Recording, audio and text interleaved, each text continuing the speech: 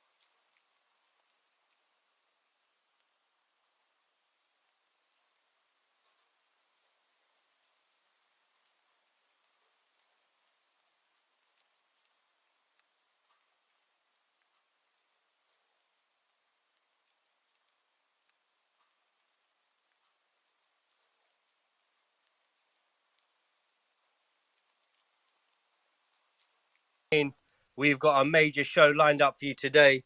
Wherever you're locking in, turn it up, spread the word, share the space in your groups right now. It's about to get lively. Beyond the GM, let's fucking go.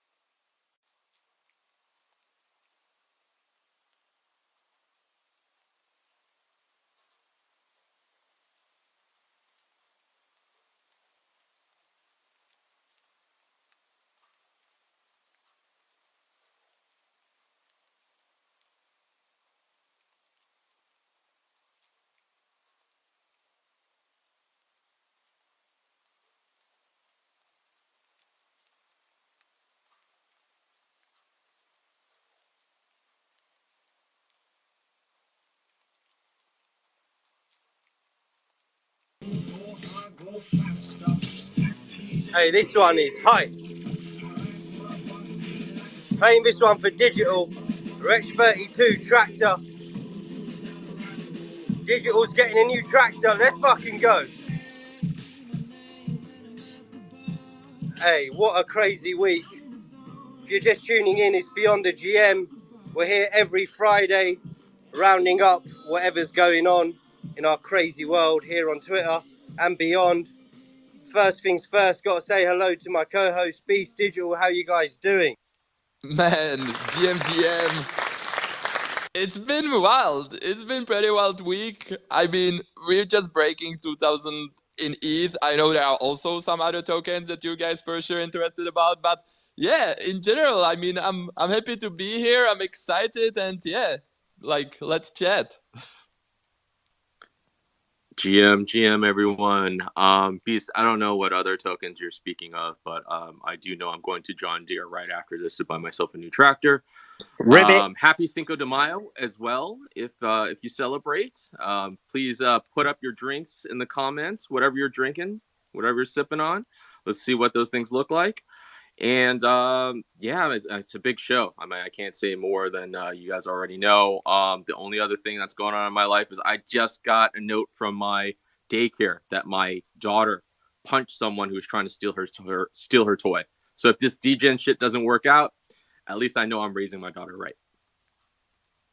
I love to hear that. I love to hear that she's taking after you. That's great to hear. Little fighter, Willow. Get her in UFC or in boxing, maybe. We'll figure it out.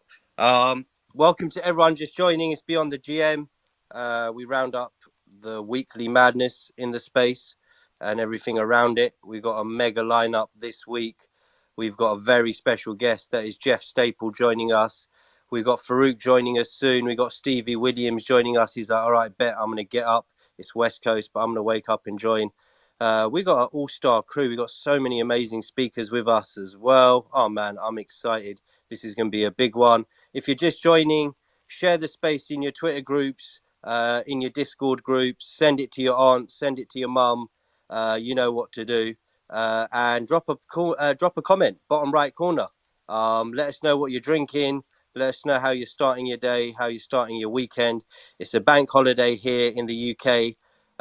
Apparently we're celebrating the king, who I like to call sausage fingers, and they're spending 150 million or billion, God knows, of our money to do it. So I was happy to see some trusty Brits have gone to the location, and they've got Digital's tractor, and they've mowed a giant penis into the grass where they're doing the king's coronations. So the Brits are getting ready for that this weekend. But yeah, let's go over to Dre first, my guy. Really appreciate you joining us. I know you're jet lagged, fresh back from Tokyo. We had to get the CloneX crew repping this week because I was watching the live stream like a DJen till about 3 a.m. Last weekend, and I was really impressed with Dre's hosting skills. Holy fuck, where did they come from? My man was a pro. I thought he'd come straight from ESPN or BBC or ITV. I don't know where he's been presenting before, but this guy has definitely done some presenting in the past. Repping the CloneX crew from LA as well, one of the foundations of the community. Dre Midi, thanks for coming on the show. How you doing, bro? GM. What's GM champ, good? how you feeling? How's the jet lag? Bro, it's whooping my ass, man. Like, I don't feel like a champ. I feel like the champ that was a champ that took the L and now is trying to come back to be the next champ. Like, it's real for sure. But no, I appreciate you and your kind words, man. It was an amazing trip overseas across the world, Tokyo. That experience actually changed my life. I'm ready to uproot everything and move into some type of traditional Japanese home with my family, walk around with my yakuta. You know what I mean? Like, I'm ready just to switch up my entire life after that experience. But yeah, man, it's been a good one. Highly favored, highly blessed. I'm feeling good besides the jet lag, and everything is great. I appreciate you having me up here, bro. Oh, all good, man. Our pleasure. We had to get you up after last weekend and appreciate you getting up or adjusting your time to be here with us. Really appreciate it. Jen, how you doing? We were on a space, I think a few days ago, talking about all this blur lending stuff and your knowledge on all of that was amazing. So we had to get you up and annoy you about NFT lending and what the fuck that means, because I don't know. So we had to get you up here. Jen, how you doing? Happy Friday. Happy Friday, GM, everyone. GM. It's early on the West Coast. I'm just looking at this like Pepe chart going like, why did I sell? Why did I paper hand my bags? It's insane. Congrats to everyone who's getting solid W's here. That's really exciting to see like such momentum, especially in a bear market. And so, you know, the next one will do that. But congrats everyone if you're in there. Love that energy. Yeah, we like the people celebrating. I hate all these salty people. We've seen a few of these influencers spitting their toys out the dummy, and just getting a bit salty on the timeline. But I love that attitude, Jen. There's always going to be the next one, and I think it's exciting for the whole space. Get some liquid going. People start buying JPEGs again. So yeah, man, I'm happy to see it. Obviously, me being a massive alpha caller, I was in early on Pepe, and that's why I mentioned it on the show 2 weeks ago. And you all looked at me like, why is this MFer talking about a fucking shit coin? This is going to zero tomorrow. I pointed out that the way they're doing their social media was better than most NFT projects. You all laughed at me, and here you are all buying Pepe today. So definitely congrats to everyone that's winning. We love to see it, and hopefully we see some of that money go back into our lovely JPEGs. Come on. Yes, Jen, big love. Can't wait to speak to you about everything. Compound, another first timer on the show, part of the Bad Take crew, really making a lot of noise at the moment, really kind of running things when it comes to the CloneX community as well. It feels like the spirit DAO of the fucking CloneX community is what I'm seeing build up here. A solid crew of people really pushing what they're doing and the CloneX vibe. So we had to get him on. First time on the show. Happy Friday, champ. How you doing? DMGM, send it, digital beast. Good morning, guys. I appreciate y'all having me, and everything you just said is actually huge comparing us to Spirit DAO. Like, we try to bring the vibes back. That's what we're here doing. Rainy day out here in California, like Jen said, and I woke up to the Pepe charts on the happy side, actually. Did not sell my bag. Stoked to be here and chat with you guys, learn something, provide some value. Appreciate y'all. Yes, bro. We appreciate you waking up. I didn't realize you were West Coast as well. So yeah, really appreciate you joining us and loving all the work you and the Bad Take crew are doing at the moment. So yeah, big love. Appreciate you joining us. Talking of the Spirit DAO, let's go over to the latest joinee, the latest member of the Spirit DAO. We announced it on our show actually last week. He was kind enough to give me the alpha about 1 minute before, and I was like, fuck, need to get a song with Spirit in it ready and lined up for this moment, and we managed to do it and celebrate it. And in exchange, he actually gave me one of the Spirit DAO passes. Still hasn't reached my wallet, but I'm sure it's coming soon. Count Dooku, how you doing? Happy Friday, legend. Happy Friday, brother. Happy Friday, everybody. I'm doing good. It's been a wild week. And I just wanted to say here in public that after you forced me to do that on one of our WhatsApp calls, that I was wrong about your Pepe call and you were right. And Neil is, what did you ask me to say? That he's the best alpha caller in the space and everybody should listen to him. Exactly. Like him, I'm just reading what like you and wrote. subscribe to my imaginary YouTube channel. No, it's been a great week, full of ups and downs and things that we're trying to cook and plan for the event. Big shout out to Ziana that I see here in the crowd. That is being more than massive help towards the event. I'm just excited to be here and hear Jeff as well. Let's fucking go, man. Let's fucking go. Thanks for joining us, regular on the show, killing it in the Azuki community and has an amazing event. We're going to speak to you and Stevie about that when he joins. Got to say hello to Mo, looking cool as fuck. Arguably the coolest MFer on this stage in his Gucci flip-flops, blue do-rag and pudgy penguin. Mo, we're a big fan of you over here. We had to get you on the show officially. Appreciate you and all the work you're doing right now. Happy Friday, legend. How are you doing? Wagwan, my brother. Wagwan, my brother. My brother, I gotta bring the London thing out every time I'm on the show. You get me? Yes, Mo. But yeah, bro, super excited to be here. Shout out to everyone on the fucking stage. Literally full of D-Gens, Pepe, Rich, Emperors here. So super excited to talk shit and say how I faded Pepe. I will never buy a shit coin and never will, because every time I do, it goes down. So I'm doing y'all a favor. Yes, Mo. It's all good. We got you. I'll add you to my alpha channel. And you'll watch that 20 ETH go to 2 ETH within 2 weeks. So yeah, appreciate you joining us. Pudgy Penguins killing it at the moment. We saw the new workbench, really excited about that, and all the little Easter eggs. I think is starting this weekend as well. So let's talk about that in a bit as well. Big up Mo, legend from the Pudgy Penguins community, and we love what Luca and the crew are doing. We had him on the show last week with Vedant, and after speaking to them, I was like, "Fuck this! I'm buying a Pudgy Penguin finally.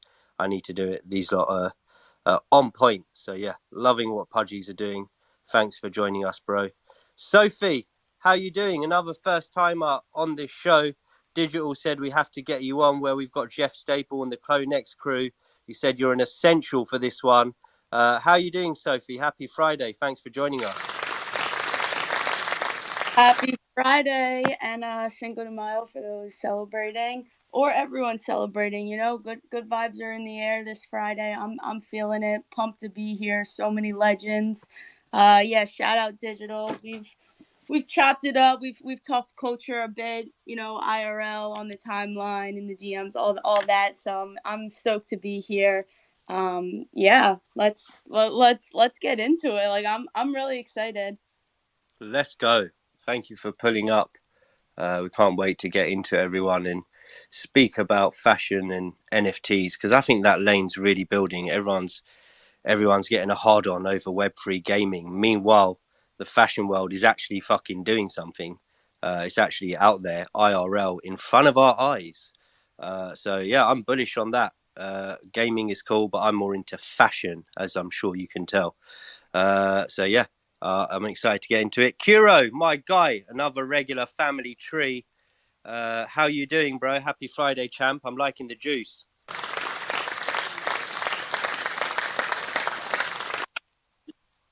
Beans. Hey,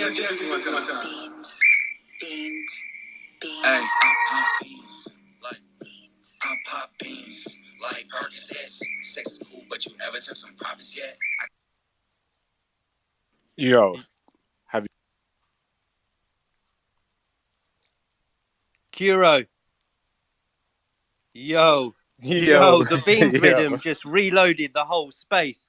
I felt like I was just rewinding both decks, the mixer, everything at once. That was a banger. You need to send me your Beans rhythm.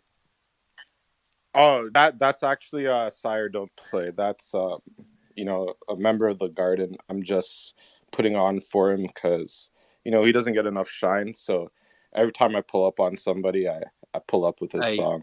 I'm loving that. Big up Sire, absolute legend as well, part of the Azuki crew. I love that. Yes, Kiro, big up for pulling up. Happy Friday. I know you were loving the LeBron James moment. LeBron James. Everyone was grilling you. I've seen you've been fighting for CloneX in Twitter Spaces for months across all the big spaces, taking one for the team, taking the banter. I'm really happy that we got to see that moment, and you shut up Fred Guy and everyone in one post. That was amazing.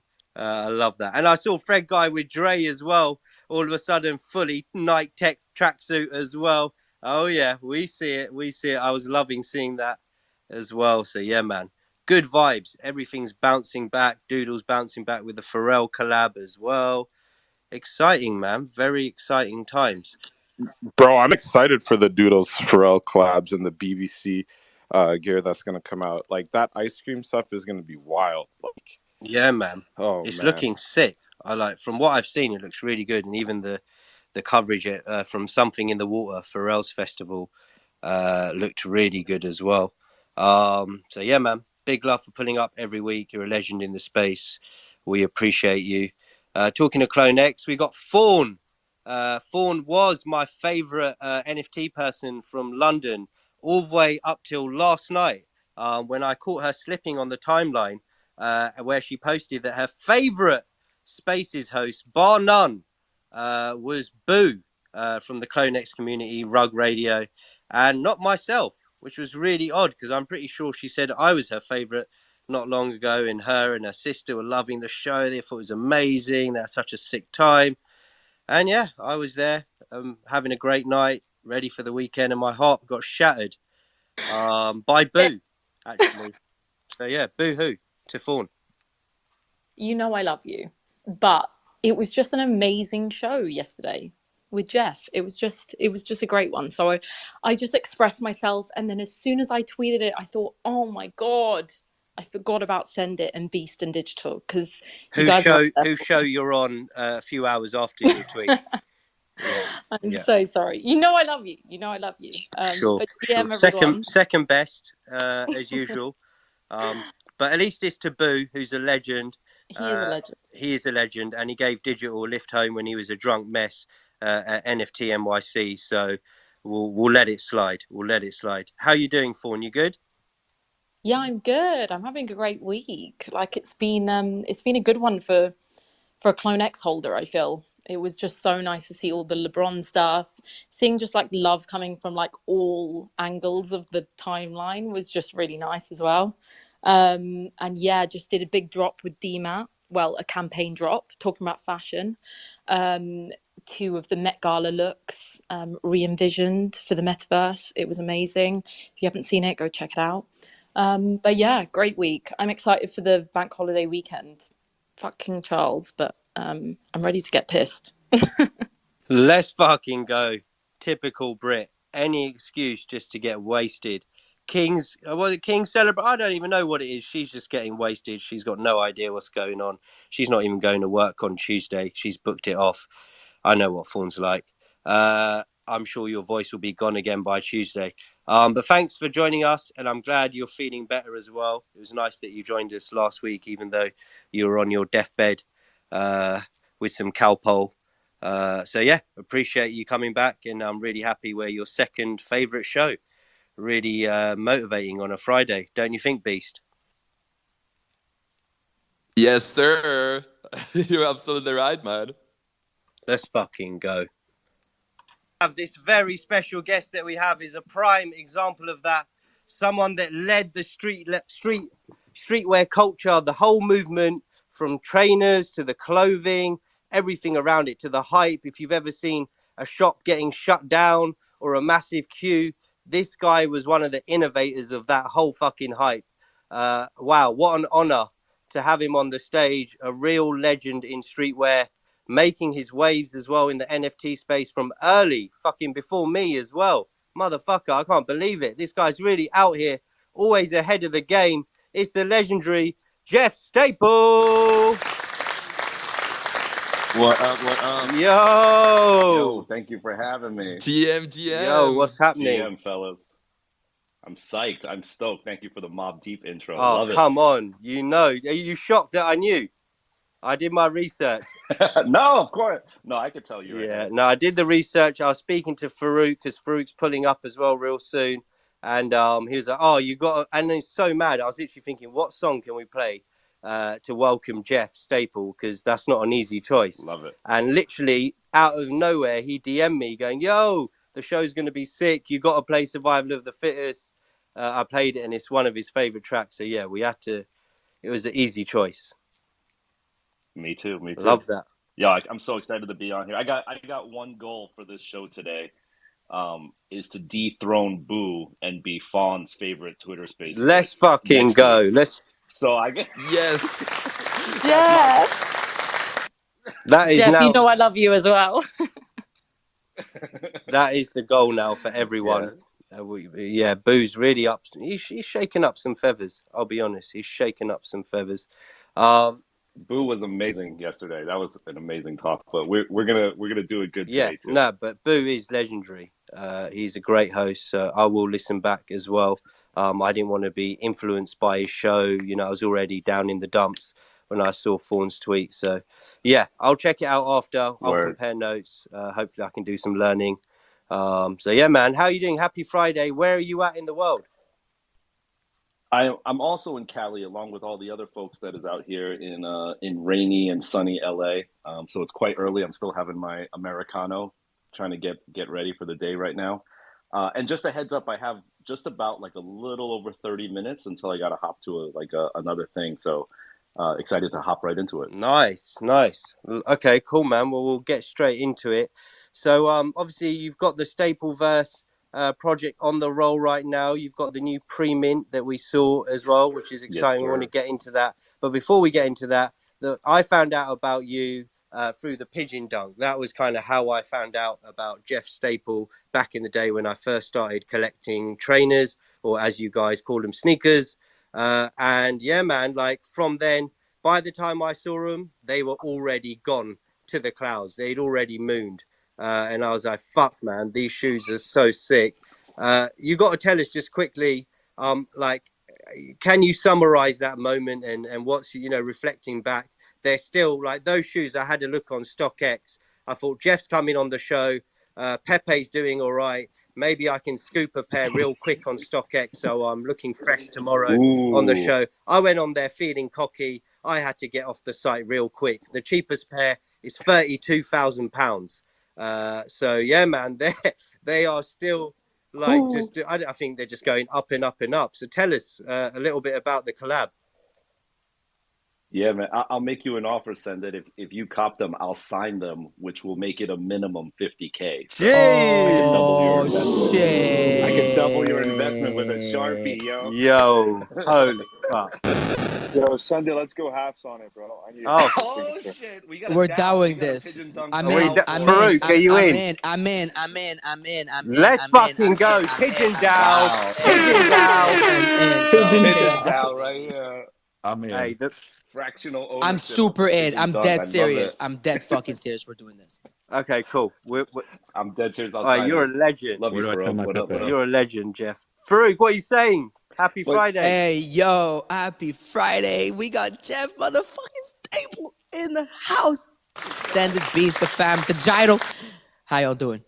Yeah, we're good, man. I we're love good. that you're still calling him digital as well, so it's killing me. I'm Sorry, it's good. the gyro Web3 Esquire. Yeah, that's right. Sorry, Web3 lawyer of the garden. I'm good. I'm happy it's Friday. I got one rolled. I was waiting for you to arrive before I sparked it. We said we'd do the wake and bakey. So I'm ready, man. I'm feeling good. I'm happy to hear. I'm happy to have Jeff here, have you here, all the crew. Already know, bro. Yes, sir. We Yes, on sir. one this morning. Let's go. Jeff, man, you really threw a spanner in the works. We weren't ready for that. Okay, let's go. We're going to speak about the signing All right. after. But tell us about the collab and what, you know, how did you come about making that shoe?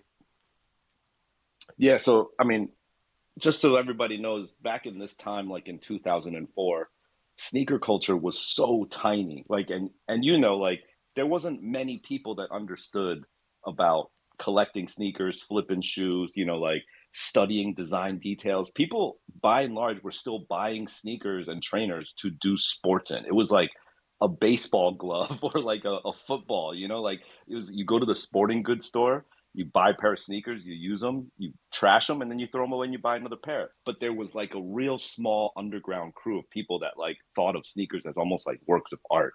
And I think what the Pigeon Dunk did when we released that in '05 was it really put that underground subculture literally on the global map overnight. I don't credit myself as like inventing everything. I think what the Pigeon Dunk did was like, oh shit, it was literally on the front page of the New York City newspapers. It was on the evening news that night. And from that day forward, every person on earth knew that sneaker culture was here to stay and it was a real thing. And so it's an amazing blessing that one of my designs was part of that sort of lore, if you will, going back to storytelling and lore like we talk about now. But that was a different lore back then. And yeah, it was just an honor that Nike reached out to me and said, we want to do an anniversary dunk that celebrates New York City, the dunk, do you want to design this? And I remember that was a phone call on my landline, like office phone, right? And I vividly remember being like, you know what? Can you hold on? Let me think about this. And like covering the receiver and literally like screaming and doing jumping jacks and just like trying to hold my composure. And I went back on the line. I was like, yeah, I think we can make this happen. I think we're gonna do this one. So it was a real special moment. Just you got Nike, my favorite brand in the world, and then the Dunk, one of my favorite silhouettes, and then for them to ask me to design a Dunk dedicated to the city that like I was like raised in, New York City, it was just crazy life-changing moment right there. Insane. I can only imagine. And at that time, Nike, now Nike do quite a few sort of limited edition and collaboration shoes, but like you said, at that time it was such a small part of what they were doing, and you really blew it out the water. And so was just the pigeon, just like, because pigeons weirdly are a big thing in London. We have fuckload of pigeons all over London, as I'm sure I'm sure some of your London fans have told you this already. So is it just like there's bare pigeons in New York and that's what inspired you? Yeah, I mean, I didn't, at that point in my career, I didn't have a chance to travel all around the world and see, what was going on in different cities. But for me, just coming up and grinding and hustling in New York, late nights, burning the midnight oil, taking the subway at 3 a.m. and shit, like pigeons were always there. They were just always with me. And everyone, the thing that I really aligned with was that most people hate pigeons, right? They don't like them, but yet the pigeon is just always persevering, and they don't give a fuck that you hate them. They're just right there shitting on your head, getting in your way. They won't fly away. Like you got to walk around the pigeon in New York, and I just love that mentality, because at the time when I was starting Staple, everyone hated, like my family members, my girlfriend, like my teachers, everyone was like, what are you wasting your time here? Like painting on shoes and collecting sneakers and silkscreen on t-shirts. Where is this going to get you in life? It's like, yo, I'm right here, motherfuckers. Like this is where it got me, So like I just have that real pigeon mentality, I think. And then when I was thinking of a mascot for my brand, I was inspired by, like, of course, Ralph Lauren and Polo and Lacoste and the alligator, and even shout out like Mark Echo and the rhino. But like I wanted an animal as a mascot. And so, the pigeon was right there, and no one was touching a pigeon with a 10-foot pole as a logo. Actually, when I told my team I'm developing the pigeon logo, they were like, everyone hates pigeons, right? Like, why would you do that? And I'm like, no, I feel like this is the new polo horse, And I was like, I'm gonna do for pigeons what Walt Disney did for the rat. That's what I'm gonna do, And it's dope. I think we've rebranded the pigeon now to be like this incredible, dope icon, and it's incredible. Now, since that first Nike dunk, there's now 4 Nike dunks that have pigeons on them. You got the What the Dunk, the Black Pigeon Dunk, the Panda Pigeon Dunk, and then of course the fucking Meta Pigeon, which was like another moment in history that felt to me, no lie, as important as the original Pigeon Dunk. The Meta Pigeon with Artifact was a game-shifting moment, not only for the culture, but for people's lives. Like, I hear people all the time saying that the Meta Pigeon is what got them into Web3. It's what changed their lives. I've heard of people putting their kids through college because of the Meta Pigeon. So it's just amazing. That was another crazy moment. Man, that is crazy. I love hearing it from your perspective. I felt like such a lame question to ask him about. You're probably tired of speaking about it. I'm so happy that I asked you, because it's sick to. I love that you said we're going to make the pigeon like the Ralph Lauren horse, like the way you looked at it as a brand and as a logo, and then you actually built that up over the years to this day. It's iconic, and it's the pigeon. You're right. No one liked the pigeon. They get in the way. They're like looking for scraps.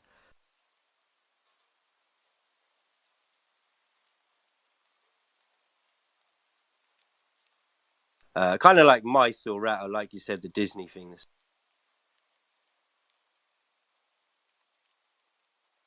Super cool way of thinking about it, man. Yeah. And they've like got this. I saw it on like Hypebeast, or it was via Instagram. I started seeing a few of the early Artifact, like 101 shoes that they were just making, like the renders, and I was like, what the fuck is this? This looks so mad.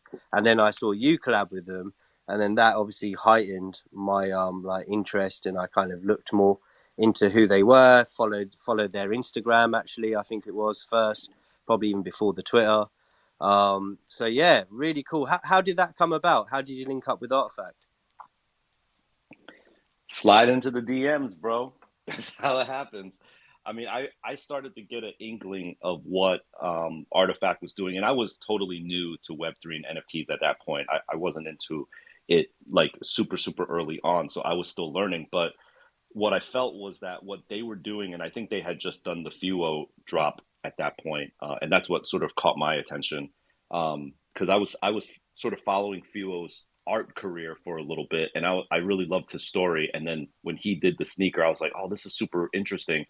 And again, I felt that same energy as when the original SB Dunk came out. So I just slid into their DM and I was like, yo, just wanted to say props. You guys, what you're doing is amazing. That's it. I feel that great energy. So kudos to y'all. And then they immediately wrote back like legend in all caps, like like bad characters and shit. And by that night, we were on a group WhatsApp. You know, Benoit, Zap, and Clegg, the four of us were just chatting it up. And in probably 60 days, we already had conceived of the meta pigeon. As you know, Clegg gets so freaky with the digital art. And we just worked so quickly on that concepting, going back and forth on WhatsApp 24/7, making comments. Like I'm never gonna delete this WhatsApp thread because it is fucking history. One day I'm gonna take screenshots of all of the WhatsApp messages and we're gonna make a book out of it because it is literally like the recipe and the blueprint for how collaborations happen today. We never met in person. We had maybe like 3 Zoom camera calls so that we could see each other and know that, like, because to be honest, I was like, yo, are these guys like gonna catfish me?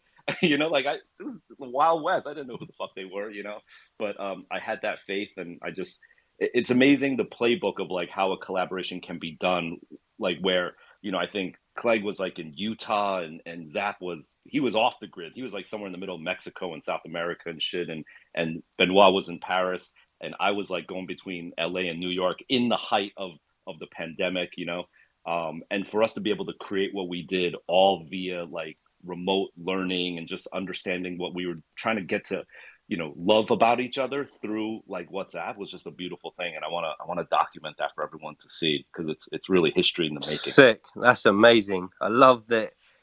That's the power of like the Instagram DMs and the Twitter DMs. You never know. And yeah, you never know. Yeah, I love that. I sometimes I wonder if I didn't, you know, sometimes everyone's had this feeling where like, should I send that message? Is it too thirsty or cringy or whatever? Like, no, whatever you feel, just fucking do it. I think to myself, what if I never sent that DM and like we never met and then the meta pigeon was never created? And, you know, like, man, history would have been, talk about a terrible multiverse scenario. That would have been you know, horrible. I'm so glad I did that, you know, because you have that feeling of like, maybe they'll never respond or they'll leave me on scene or like, yo, fuck it, just put it out there. Like, you only live once, YOLO, you know? Yeah, man. Great advice, Jeff. Farouk. Yo, I just want to say, like, I find this really cool, right? Because, like, you have Jeff fucking Staple up in here, like, saying that he DM'd the boys and said, let's make it happen. And I think there's something to get out of here, and I think it's really cool. And the fact, because, you know, like, in streetwear, like, in culture, like, you talk Jeff Staple, you're talking, like, someone who, like, one of the godfathers of sneaker industry, like, the secondary industry as we know it today in sneaker culture. Like, you have the person who, I'm not going to say you built it, but I'm going to say you were one of the pioneers. You know, Diamonds, like, a bunch of y'all, like, y'all made it. Like, your story about, like, you used to get into Parsons to be able to, like, fucking screen print and shit. Like, you know, the whole thing, like, your story's wild. But, like, then what you did with Meta Pigeon, I think is beautiful. And having been, so I remember Zapsio called me when that dropped. And he's like, yo, what are you doing right now? I'm like, I'm busy. I'm, like, in meetings. Like, yo, can you host in 5 minutes? I'm like, sure. He's like, it's Jeff Staple. I'm like, what the fuck is going on? He's like, euphorically screaming on the phone, Jeff. He's like, dude, it's just crazy. Our meta pigeons are $1. You know Z. Like, yeah, fucking crazy. Blah, blah, blah. You got to host right now. This fucking blah, blah, blah. It was at the same time. It was exactly 2 years ago this week when the apes had first come out. And we were all euphoric because we were doing, like, similar to Pepe right now. We're just going crazy with the ape shit. And we were all week, like, doing in clubhouse rooms.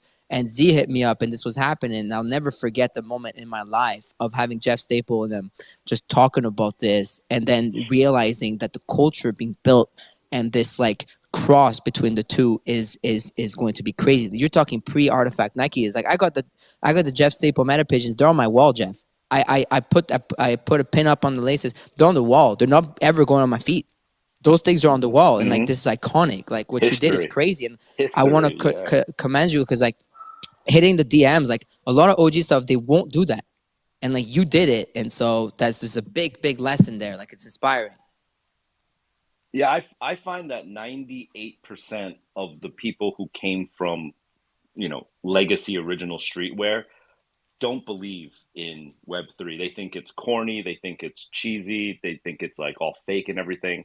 And I don't know, I just really feel like they're sleeping on the game. Like they're going to be, unfortunately left behind, or they're going to be behind anyway. But like, I just felt like the energy, the creativity, of course, like the independence of like being able to create with the community. I just thought like, why wouldn't anybody fuck with this? Like, this is amazing. And that's why I keep trying to preach to people that like, yo, like this is not a matter of if, it's a matter of when you're going to get into it. There's just no doubt about it to me. I see Dramel's hands up. Like before we get to him, I also see people on the stage like dying to hit the like mic on, and I see only 20 retweets. So guys, if you can go there, I'm sure we can do better. Hit the retweet button so that more people can join us, and let's fucking go. Dre, go for that. Yo, I appreciate it. Jeff, what's good, man? I wanted to sit up here and thank you because honestly, you're the reason why I jumped into CloneX because of the collaboration that y'all did with the Meta Pigeon. When it had came out, unfortunately, I faded it. I did not buy it because I had just got rugged by Grimes NFT that she put out for $7,500, and I bought Fuck's two of sake, them bitches. Grimes. Bro, she hit me in the mouth, open hand, wet slap. But when the Meta Pigeon dropped, it solidified everything that Artifact was to me. Because when they dropped Project Akira, which is now CloneX, it showcased the fact that they had the collaboration with you, the fact that they had the collaboration with Ferocious. It told me that they knew what they were doing, and that's what made me jump into CloneX. And some odd years later, look at where we are. So thank you for that, man. It actually solidified my part of this history that's currently being made. And shout out to you too, because you and I collabed on a non-release, right? You helped me do my shirt at the Ferocious event, so I'm gonna definitely tell everyone that I know I got a Jeff Staple collab in the closet, baby. Thank you very much. That might even be better than the Meta Pigeon, bro. That might even be better. But thank you for the flowers, man. Hey, Jeff, pleasure speaking again. Thank you for joining us, and really inspired by the story you told us about, the WhatsApp chat, bringing it all together to put out something that's now legendary. Beast and I were going through Stapleverse.com, and we were just saying, like, we wish we had heard about this earlier, because a lot of things that we preach in terms of collaboration, in terms of creativity, in terms of having resources and a platform, all seem to be coming together. And I know the Stapleverse is very broad and diverse, but I was wondering if you could tell us a little bit about Sapiens and how that brings the world together. Yeah, after I had sort of gained an education and a learning from the Artifact guys, and then also I want to shout out Gary V as well, because we did a collaboration with the V Friends, and he taught me a lot about it as well. And then Zora also, just a lot of early Bobby Hundreds, like a lot of early guys, Franelations, like all these guys were just spitting game to me so that I could understand this culture a little bit more. And then I felt like I had, the education and knowledge to release Stapleverse last year, which was an experimental project, to say the least, because it wasn't a 10K PFP straight up, like just here's like 10,000 generative pigeons, which we were gonna do, but then we decided to pivot and make something a little bit more dense and complex, for better or for worse, frankly speaking, but what we did was we learned a lot, and we broke a lot of ground, both culturally and technologically, which allowed us to get to where we are literally today, or I should say, yesterday when our next iteration of Stapleverse, which is called Sapiens, Sapienz, and you can check it out at sapiens.xyz. We just finished up our pre-mint yesterday. We're over 5,000 people pre-minted, which is amazing because I thought the community was kind of like asleep at the wheel for a minute. But 5,000 pre-mints is so sick. And yeah, this is going to be our next phase where we've baked in a ton of technology, but a ton of fun at the same time. And that's really my mantra, right? Is like, how do I figure out a way where I can connect the 25-year Rolodex that I have of creators, artists, and brands from everything that I've built. By the way, shameless plug, I just dropped a book from Rizzoli. It's called Jeff Staple, Not Just Sneakers. You cop that on Amazon or wherever you get books. But I mentioned that because the book is really like my Rolodex printed for everyone to look at and read. All the projects, all the artists, all the friends. And now, what if there was a way that I could tap into that, keep doing collaborations like I've been doing, but do an NFT digital version of it first? That's the entryway to get the dope physical stuff. But added along with that is education, mentorship, so that you can actually learn from me and my collaborative partners. And then added on to that, very soon after, will be the ability for those who are interested to actually co-create and collaborate with us. Because I realize that not everybody wants to do that. Like, I think on average, I would say 7 to 8 out of 10 people are happy to just observe and watch. You know, they got a desk job, a 9 to 5. Maybe they're an accountant or a lawyer or like a medical nurse, and you know they're not good with the pen and the marker or the Wacom tablet, and they just want to watch, and they're just like inspired to just observe. But 3 to 4 out of those 10 people actually can get freaky with the art. And so those individuals, we want to give them an arena to step into and actually collaborate with us. Because for me, at the end of the day, this is why I want to do this whole thing, right? And it goes back to like someone like Clegg, you know, like to me, in every city and town in this world, there lives a Virgil Abloh, a Ronnie Feig, a Jeff Staple, and a Bobby Hundreds in every town. The only reason why you don't know about them or you won't know about them is because of gatekeeping. It's because they don't have the money, the access, the friends, the network, the diploma, whatever the fuck it is that is holding them back. It's we're not going to see all of these amazing people that selfishly I want to fucking collaborate with those people. I want to find that person in Johannesburg, in Perth, in fucking Jakarta, you know, like there's one in every city. I know it. And I really believe that Web3 and the blockchain and NFTs are the way that we can unearth these diamonds in the rough, get them up. Clegg is fucking in the middle of like Salt Lake City, Utah, half Asian kid in his like gamer chair. Like in Web2 world, he had no shot. He had no shot of being able to be discovered and collaborate with someone like me and then get, you know, like partner with Nike on some shit. He had zero shot, but the only way he had a shot was in Web3. And you look at another one like Ferocious, trans kid, LGBTQ, coming from Las Vegas, practically homeless, raised by his grandparents. No one believed. He was like not allowed to use the internet in the house that he was raised in. He had to run away from home to Seattle, like, and try to survive on his own.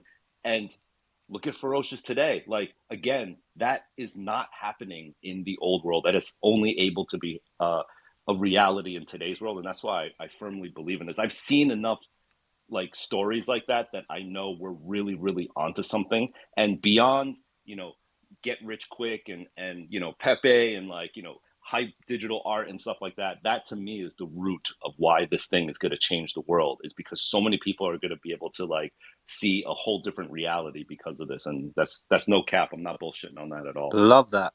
Incredible to hear you so bullish on the space, man. We love to hear it. And I think sort of coming from your background of building up an independent brand and, you know, going with the pigeon rather than the flamingo or the peacock, you know, you're the underdog. You live that life. So it's sick that you're seeing that parallel in the Web3 space and the opportunity for the indies, you know, the independents to come through, all the young kids with outlandish ideas. Fawn, what are you saying? Hey, so Jeff knows that I love him, and I was on the spaces with him the other day, and we were talking about like a lot of the different things that they've been doing with this collection. I know, but I kind of want the audience to hear like what you were thinking in terms of like the new token standard that you've done for Sapiens, because I think that that's a like incredible thing. I think when we look back at like Azuki, for example, I think one of the reasons why we love Azuki and the team so much is because of their like innovations in the kind of tech side of it. And I think what you guys have done with the token bound vaults is just like incredible. So like I really want you to like kind of talk about it so people kind of understand the thought going behind the collection, not just from like a kind of aesthetic point of view, but from the technology point of view. And I really think it's like groundbreaking. Thank you.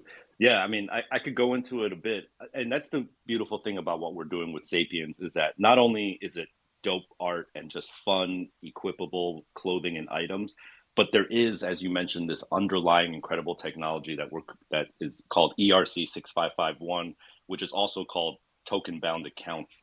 And the idea behind that is that your NFT will now be able to hold other NFTs inside. So the sort of metaphor here is your NFT can now have a backpack and a bag, and you can put your ape, your beans, your clones, you could put all these different things in your backpack in your Sapiens, and you could have multiple Sapiens. So if you also are into like photo NFTs, if you're also into music NFTs, you could have different backpacks that hold these different NFTs. And now when you move that Sapien, you're actually moving all of the collection around in it. And it's not permanent. You could take it out, switch it up, put different things in your bag, but when you sell it, trade it, move it, display it, everything is going along with the Sapiens. And that's what token bound accounts is. And shout out to Benny and the Future Primitive team. Benny is my secret weapon on Stapleverse. He's super, super early, one of the founders of CryptoKitties. He was one of the founding members of Dapper Labs and NBA Top Shot. So he's been in the trenches for a real long time. And having that yin yang of Benny, who has just been entrenched in DeFi and NFT and Web3 culture for so long, and then having me bringing like the cultural engine is a really great team. But yeah, that technology is amazing. I think it's going to be really groundbreaking. But I also think that like from a marketing and communication standpoint, I know that like pretty things win and fun things win at the end of the day. And like if there is amazing tech, and that tech will come to light very soon when we launch. But for now, I think like the dope art and the fun equipability and the collaborations, and then also the mentorship and education, that's what's really going to win it over.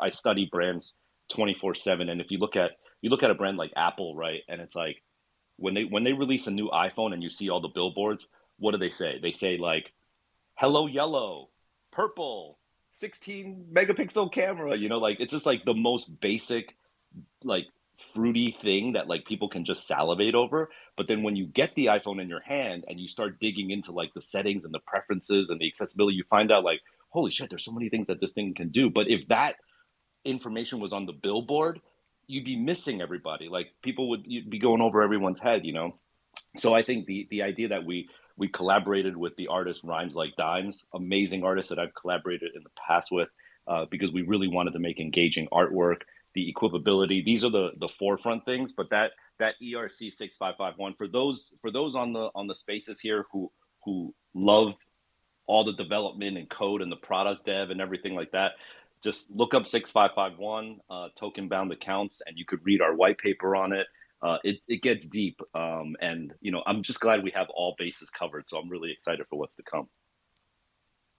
Amazing. It really does sound like you got all bases covered, and it's sick that you're so active in the space. You've stuck around through the bear market, and 5,000 plus mints as well in this climate. Pre-mints, yeah, it's yeah, fucking yeah. lit. Oh, and by the way, next week we're gonna reopen it back up so that you can just actually the peasants Wait, like I'm me. a holder.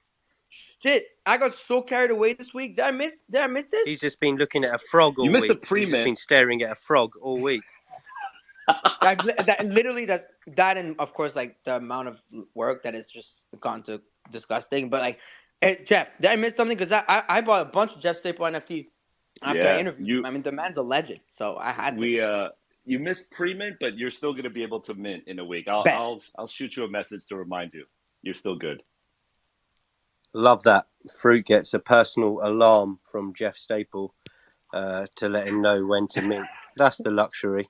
I'll be there with the peasants fighting it out. My pigeon will be bigger than theirs. I'm from London. Me and Fawn will have them up. We got some rude boy pigeons over here. You don't want to mess with them. So yeah, I'll be there for the mint next week. And you got the pledging thing as well. Beast and Digital were doing that earlier. Yes, so basically me, Digital, and a couple of more people signed the pledge that we're gonna be chasing our dreams until they become the reality.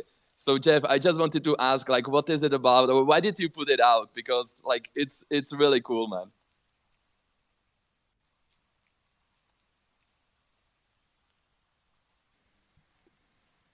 Is Jeff rugging? Or...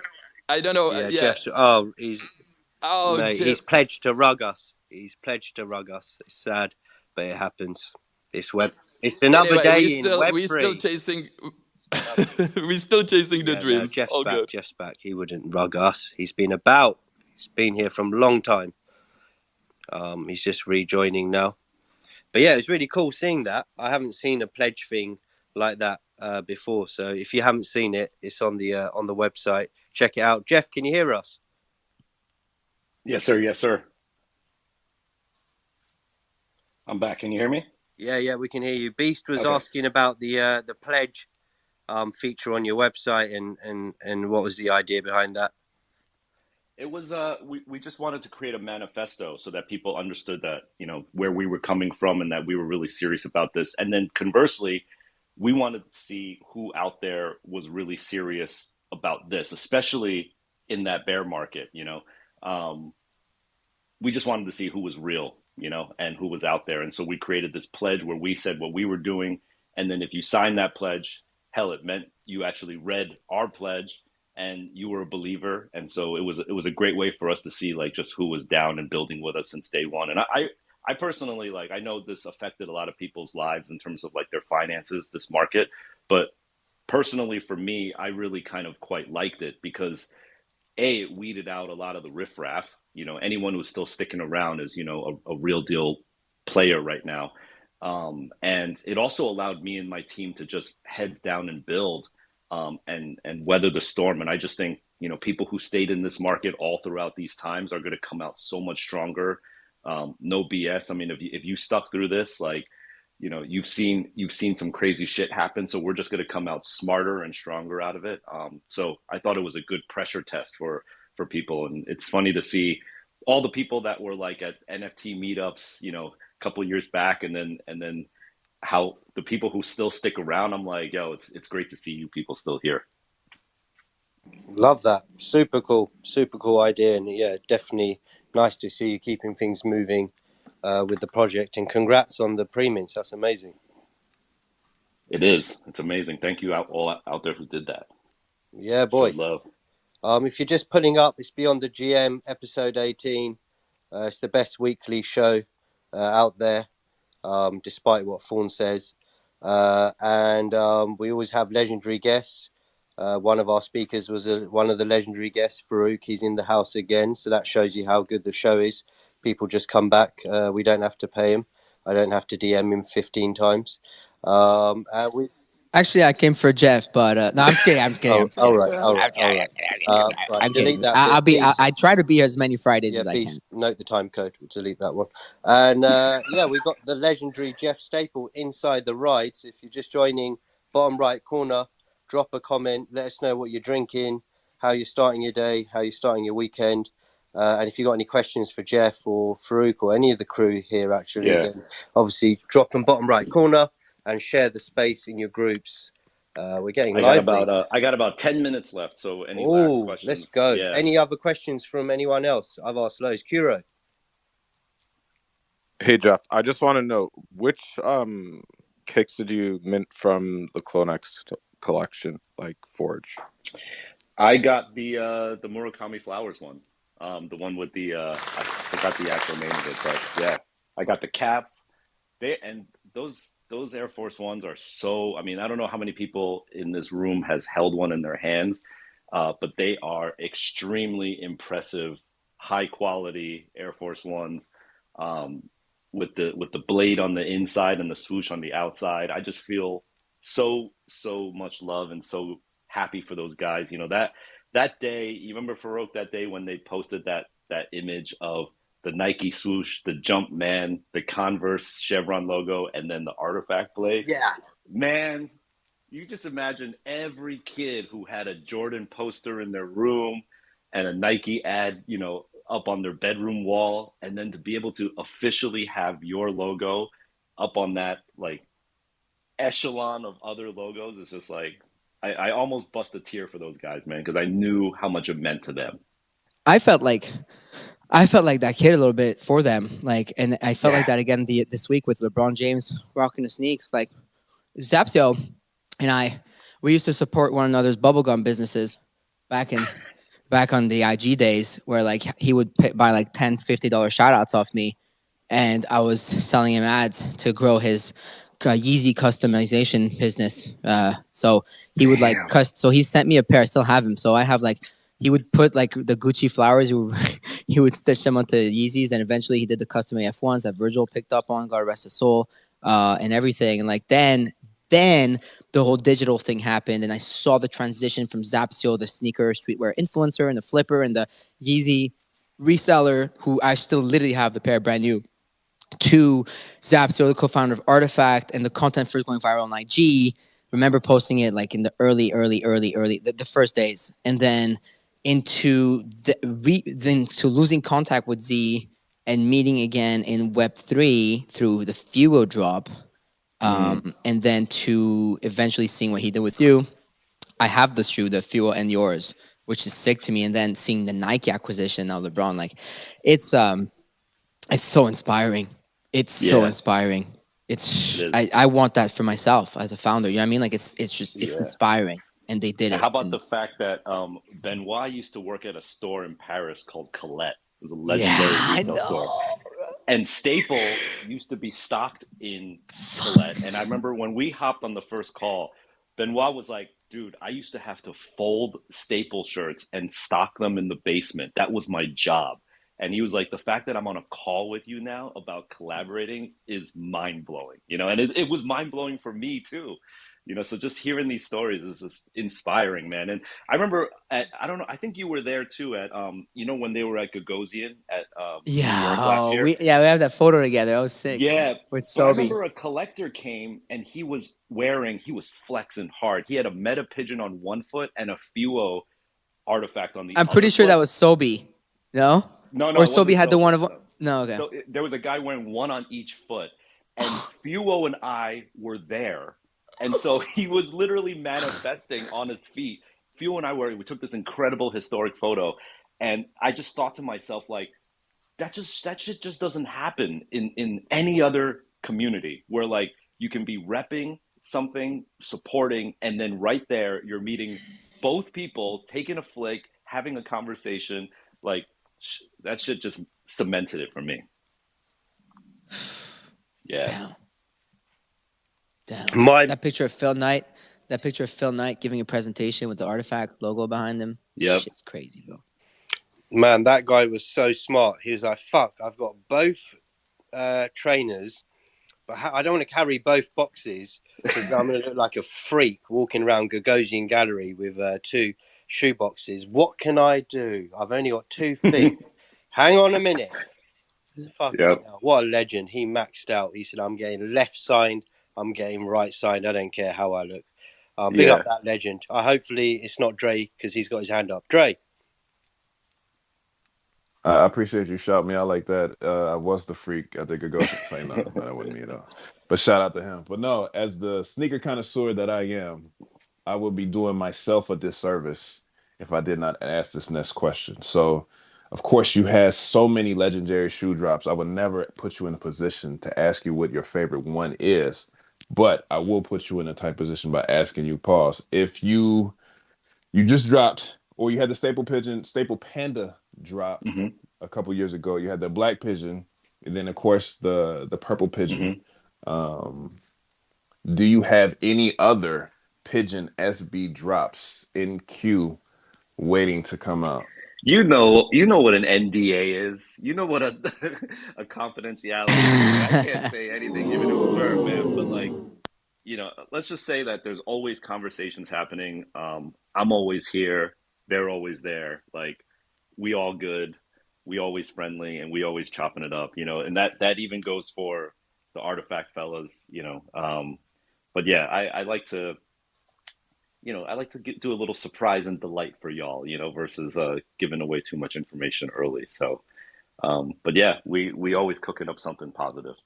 Oh, No, I appreciate that one. I was gonna say don't say anything specifically, but just throw up like an emoji if it's like a Nike, like a thumb. You know what I'm saying? I I plead the appreciate that though. emoji Thank fifth. you.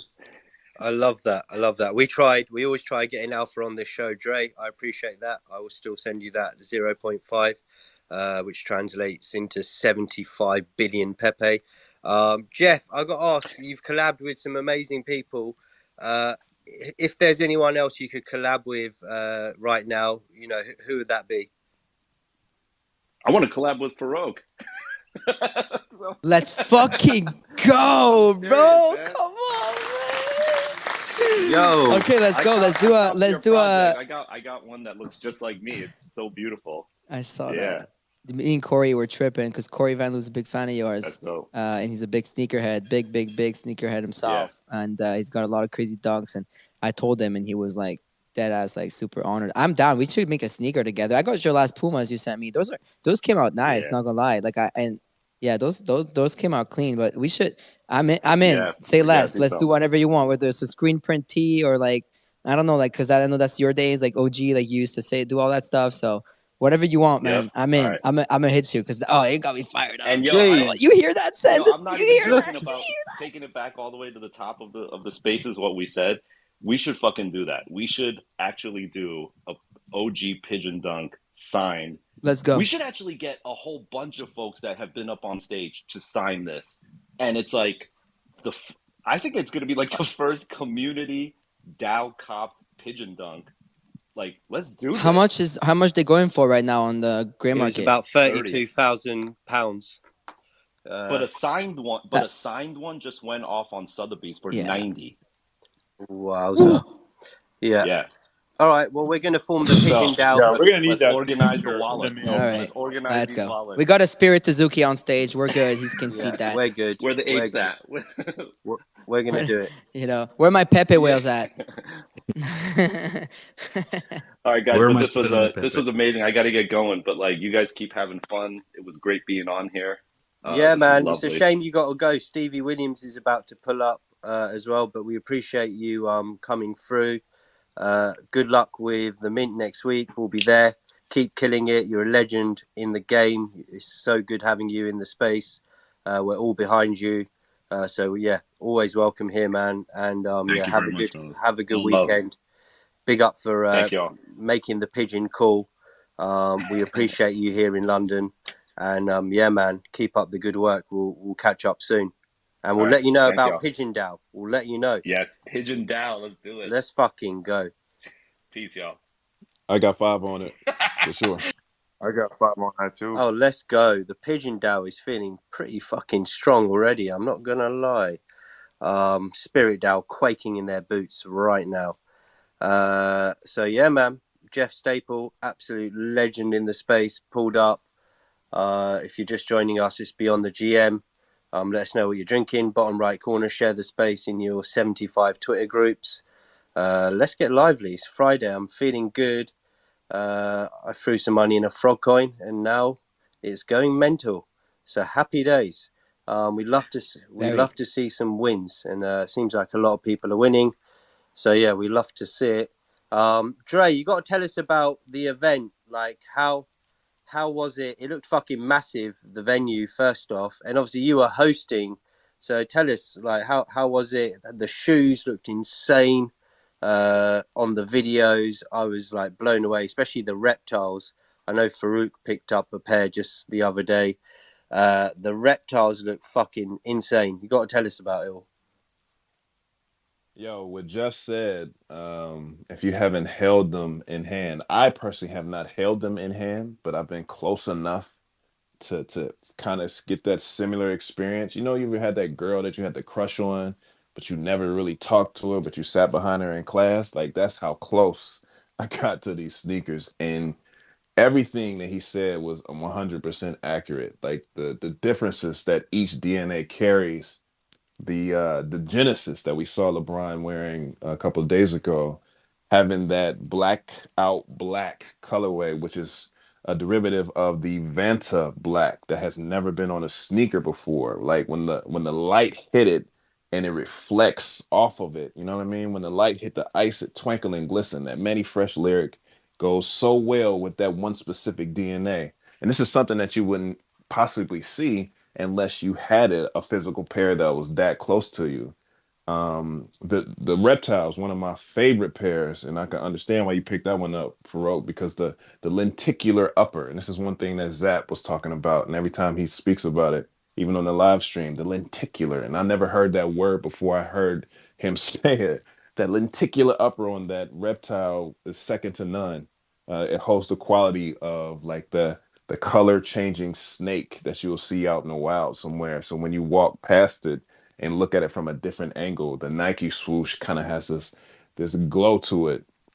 And that's just really the what set the stage for every DNA. Every single pair has a different flair about it that gives it its own unique feel, and definitely pays homage to each DNA that it comes from, that it's sourced from. So the entire Gasai event was amazing.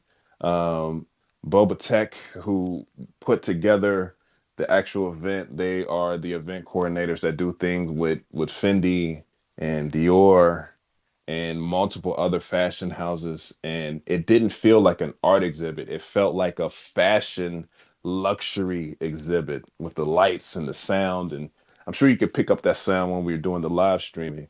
It was just a next level situation. And I have to shout out my guy, Sir Snapback.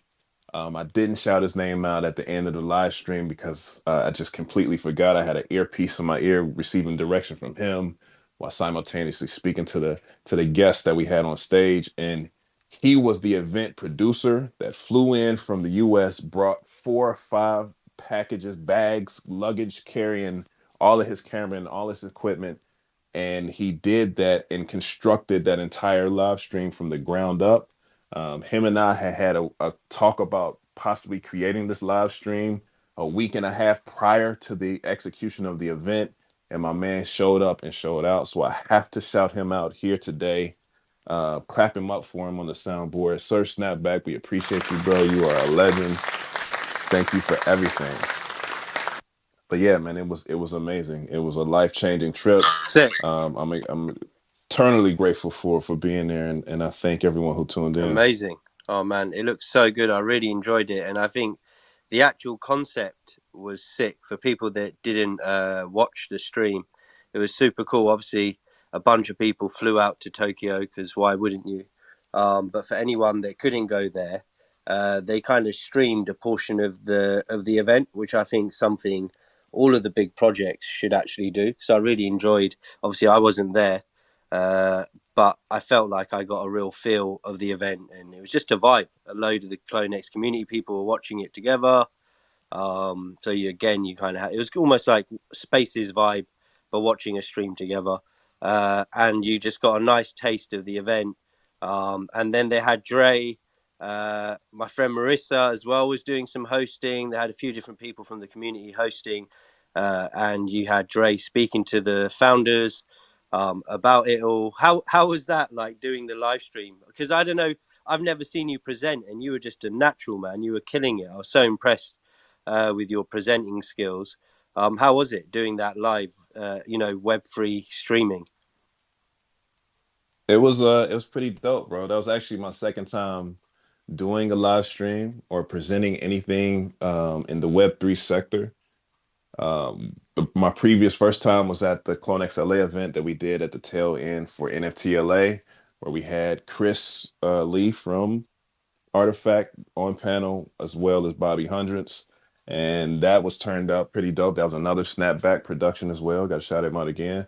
But it was amazing. That was my first time sitting down and having a full-fledged conversation with Benoit. And he kicked it off, man. He was hella funny, like super dope vibes. Everything about it just came together and felt so organic. And like you said, that's something that the community was looking to be a part of. Everybody wasn't able to actually make the trip out to Tokyo, and that was the exact plan. We wanted the people who were a part of our community to feel supported and feel like they were right there with us as much as possible. So we set up. Threw up Bad Take TV. Shout out to Bad Take. You know, we got our own Twitter space that we drop every night at 6 p.m. Pacific Standard Time or California International Time, however you want to frame it. And it was shout out to Bad Take. That's what was our thing. Lit, man. Is there a link to this I can see and look back at? Yes, The we streamed it on the It's on Artifact Twitch, official right? Twitch. Yeah. Yes, Artifact Okay, official dope, dope, Twitch Beast, dope. page. if you For sure, could, check it out. Dre, you, I'll yeah, pin if it you up. could pin it. I think Dre shared it a couple of days ago.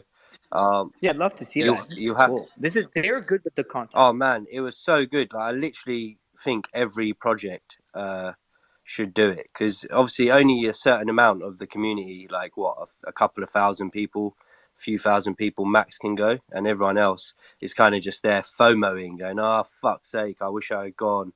But this was sick. Felt like a bit of a vibe. You could get your munchies, get your drinks. I was up till like 4, God knows what time. I don't want to say. It was pretty late. But yeah, it was lit. Rose, you're joining us again. She bloody loves us. She's back here again, second week in a row. Didn't even have to bother her. Thank you for joining us. Happy Friday. How are you doing? Good morning. I'm good. I was just gonna come in and sneak in and listen. I didn't expect you to invite me up onto the stage, but Of thanks for having course. me. Good No, morning. Happy Friday to everyone. Happy Friday. Happy Friday. We're just talking about the CloneX Tokyo event and how they did this amazing live stream for people that couldn't be there. They didn't stream the whole event because obviously that'd be a bit intense, and then you'd end up seeing Dre getting wasted towards the end, which obviously he needs to keep the cool presenter demeanor going. But they streamed a good portion of it, and it was just super cool getting to see it. Do you think that's something Azuki would consider for the Vegas event? Maybe. What do you think of that idea of like having a bit of it streamed so the rest of the community can watch? You know, nothing that I say is to be taken seriously Of course, because of course, of course. I'm not part of the team that is planning the event. This is purely Rose's own opinion. But you know, we've had a couple of people for various events ask, like, is it going to be streamed? Is it going to be streamed? It's nothing we've done before. I don't know that we talked about streaming the Vegas event. Again, I'm not on the planning part of the team, so I can't speak to whether or not that's actually the case. But you know, personally, I'm like, why do people want to watch an event that, you know, there can't be at? It's just people milling around. But I guess if there's performances and things like that, that makes sense, right? Is that, you know, I guess that's what people want to see, is like that kind of thing. So when I really thought about that portion of it, I was like, oh, that's actually kind of a cool idea. You know, I think it's a cool idea. I know that there's people in our community who would definitely want to watch it and definitely want to see it when I thought about it that way. Whether or not we're actually going to do it for Vegas, like I said, I don't think I've heard anything about that, but also I'm not on the team that plans for that, so I don't actually know. But it's also a month away, so it's not like I couldn't take that feedback back to the team and see what we can do with it. Yeah. Tell him I can't be there, so they need to set up a whole 15 camera stream for me. So I can enjoy it. Do you want like the 360 cameras and everything set up as Yeah, well? that'd be nice. Some lenticular stuff going on as well, because Dre likes a bit of lenticular now. Yeah, So we could I'm get curious. some lenticular, maybe from red bean to blue bean, kind of flicking back and forth. Flicking the bean, that sounds wrong. And then and also the way they did it was cool because they actually had Dre speaking to the founders. So it was like a video stream. Obviously, we're lucky to hear Location speak on Spaces. Obviously, you, Dem, Ace, you guys are really active, which is sick. But just the video stream element is just a bit cooler. Yeah, I really enjoyed it. Like I can imagine a video stream. Sorry to jump in. I'm just imagining you're good. a video stream. Obviously, if I was going, you guys would ask me. but unfortunately I'm at Glastonbury. I've got bigger plans. But if you had someone from the community presenting, whoever that was, maybe A's, and then you had an interview with you guys all sat there, like pre-boxing match interview kind of vibe, like before the, like at the start of the event. That's what it felt like with Dre. He was like interviewing the founders. They were getting ready for the event. I think it's just super cool getting the insight of, right, this is what the event's about. This is what we're up to. I know, obviously, the Azuki community is so bullish. Everyone would stay up around the world to watch that for sure. Yeah, that was actually going to be my question. Was I didn't catch what Dre was saying in terms of what was being streamed. So I was going to ask him, like, what was the format like, and what excuse me, what did you focus on? But that answered my question. That's pretty cool. I know that we've had other community members as well, and other events like the Alley event and the LA event. We had community members that were streaming. I think they even tried to stream to our Discord as well, which we never tell people like they can't do that, you know what I mean? But we haven't ever ourselves set up an official stream. So it's an interesting concept. Like I said, I can't make any promises. It's an interesting concept though, and I can definitely see you, especially Dre, the way that it sounds like you did it. It sounds like it would definitely be something fun to watch. Because when I thought about streams, I was like, you want us to set up a camera in the corner of the venue and you just watch people drink and walk by? Like, why is that fun? That would just induce more FOMO. What's wrong with you people? But no, the way that you have done it sounds great. Hey Rose, if you want, I mean, we're a DM away. I can have a homie snap back, set it up, knock it out the park for you as well. That's what my man does.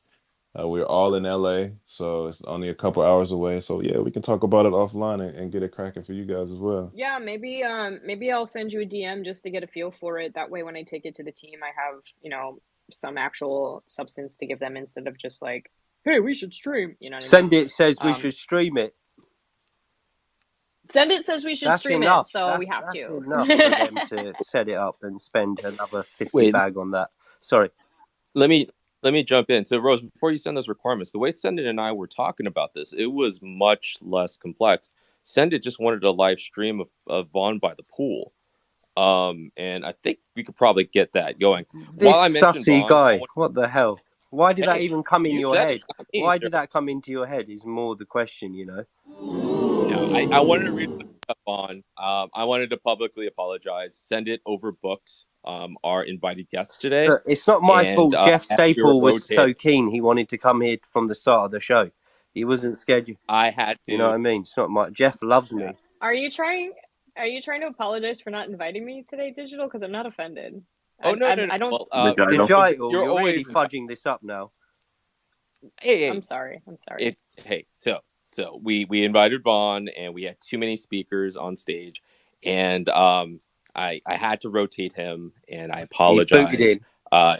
Since went on with his day, but this is my public apology. Vaughn, your family, don't want to ever make you feel that way, bro. So come back. I made that about me, but you were apologizing to Vaughn. Okay, I see. It's never mind. It's fine. Well, Rose, you're always welcome. Everyone's always welcome. You're everyone's family. Bro. This guy's serenading Vaughn on Goes the without stage, saying. and we just welcome Rosie. What are you doing, man? What is going on? Beast, please take the wheel. Overbook this case. We wouldn't be in this predicament. Beast, okay? take the wheel. This is episode 18, for God's sake. You figure when we out by now, you would know exactly. The Digital like made so much money on Pepe.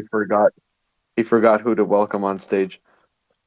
I think the only solution is just to ask me, Elon, if he can make literally like unlimited stage. Like, I don't know why it's limited like that, right? Why are they being stingy with it? We want to have like a stadium. Like, we don't want to, it should be Honestly, easy to do.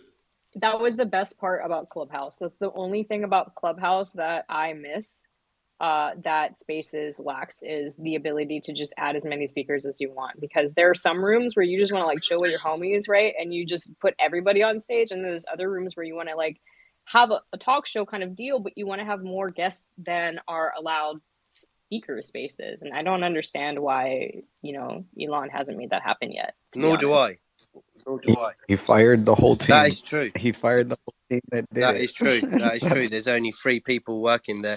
He's basically trying to compete with OpenSea with who can who can employ the least employees.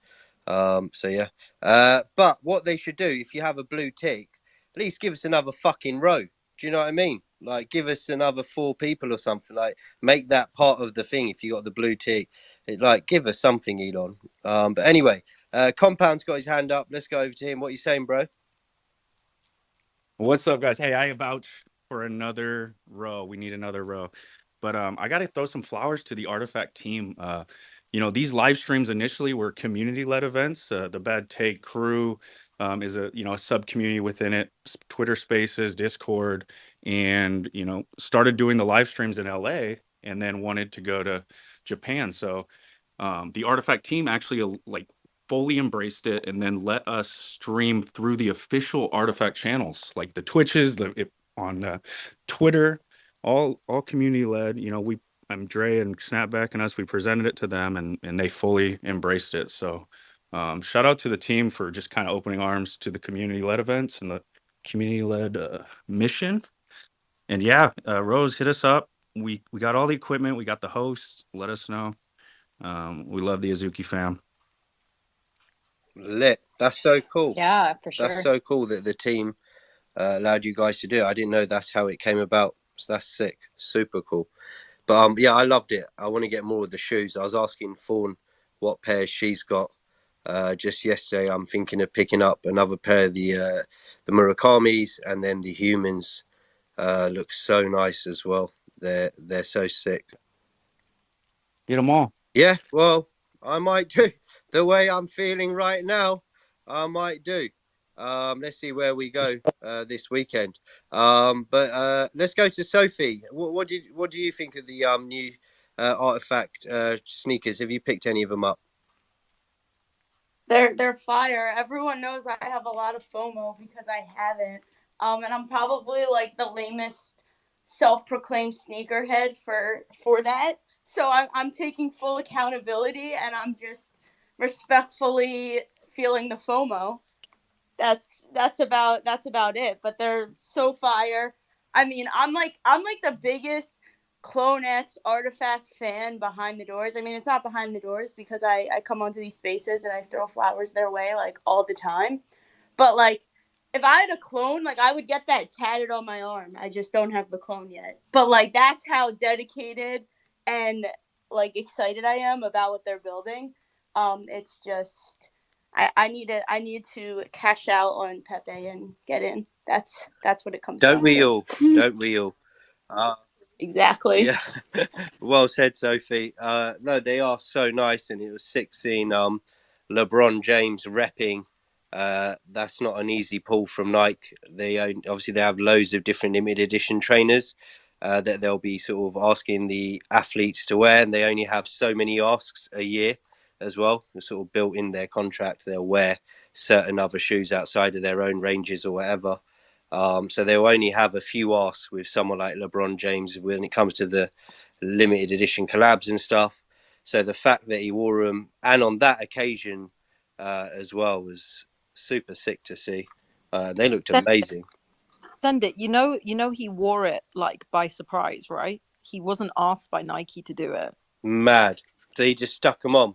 Yeah, it was like a complete surprise. They obviously sent him the pair, but actually they didn't ask him to do it. So it was a complete surprise to the team as well, which is so fun, like, because they were reacting live just as we were as well. So just wanted to mention that. That's insane. It's so cool that he's another person like Jeff Staple, and another legend, obviously in his field. Still bullish on NFTs because a lot of the celebrities, especially in America, are kind of being steered away from it. So it's lit that he's just repping big game. Digital, what are you saying? Yeah, I was curious. Actually, I want to go back to Sophie. As someone who was at Hype Moon, who's in touch with culture and Web3 culture, what do you think has a better chance of breaking through into like non-Web3? All the stuff that Artifact is doing. We were talking about the LeBron, Air Force Ones, or Pepe, which seems like you have an investment in. No, I'm not gonna waste my time talking about Pepe because you could just go to the timeline and talk about that. But breaking through and getting to the audience and onboarding people, to me, it's all We lost her. Oh, we lost you, Sophie. Oh no, can you? Yeah, you're back now. Can you hear me? All right. I said I don't know what you lost, but long story short, I'm not gonna waste your time talking about Pepe because we could just go to the timeline and get your Pepe feed there.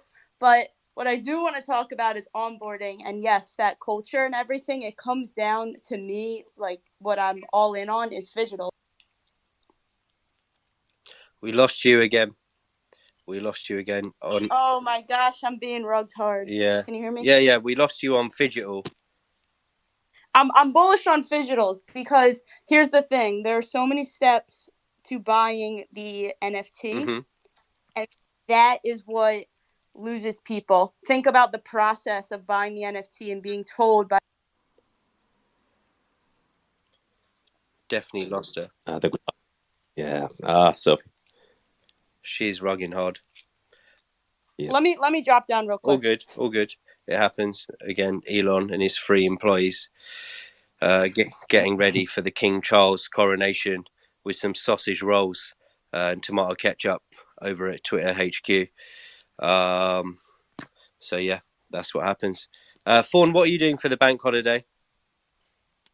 I am drinking. What are you drinking? Anything I can get my hands on. No, I'm only joking.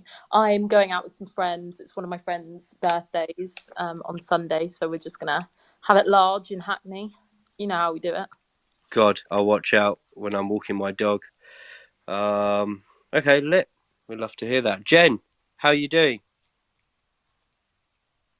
I'm doing good. How you doing? I'm good. It's been a crazy week in the space with Blur announcing the blending. Obviously, you guys at Paris Bases are kind of killing it with the staking. I know Ethan's a good friend of ours, original Beyond the GM crew. He's been singing the praises of Paris Base, and I've really seen it grow over the last few months. What do you make of everything going on this week in the crazy NFT space? Oh gosh. Well, on the lending side, which is probably the area of NFTs that I'm the most engrossed in, talking to the other builders that are building an NFT fi, like long term, we're all bullish on Blur joining the party. Like, it's great. There's actually new wallets that are starting to interact with NFT fi.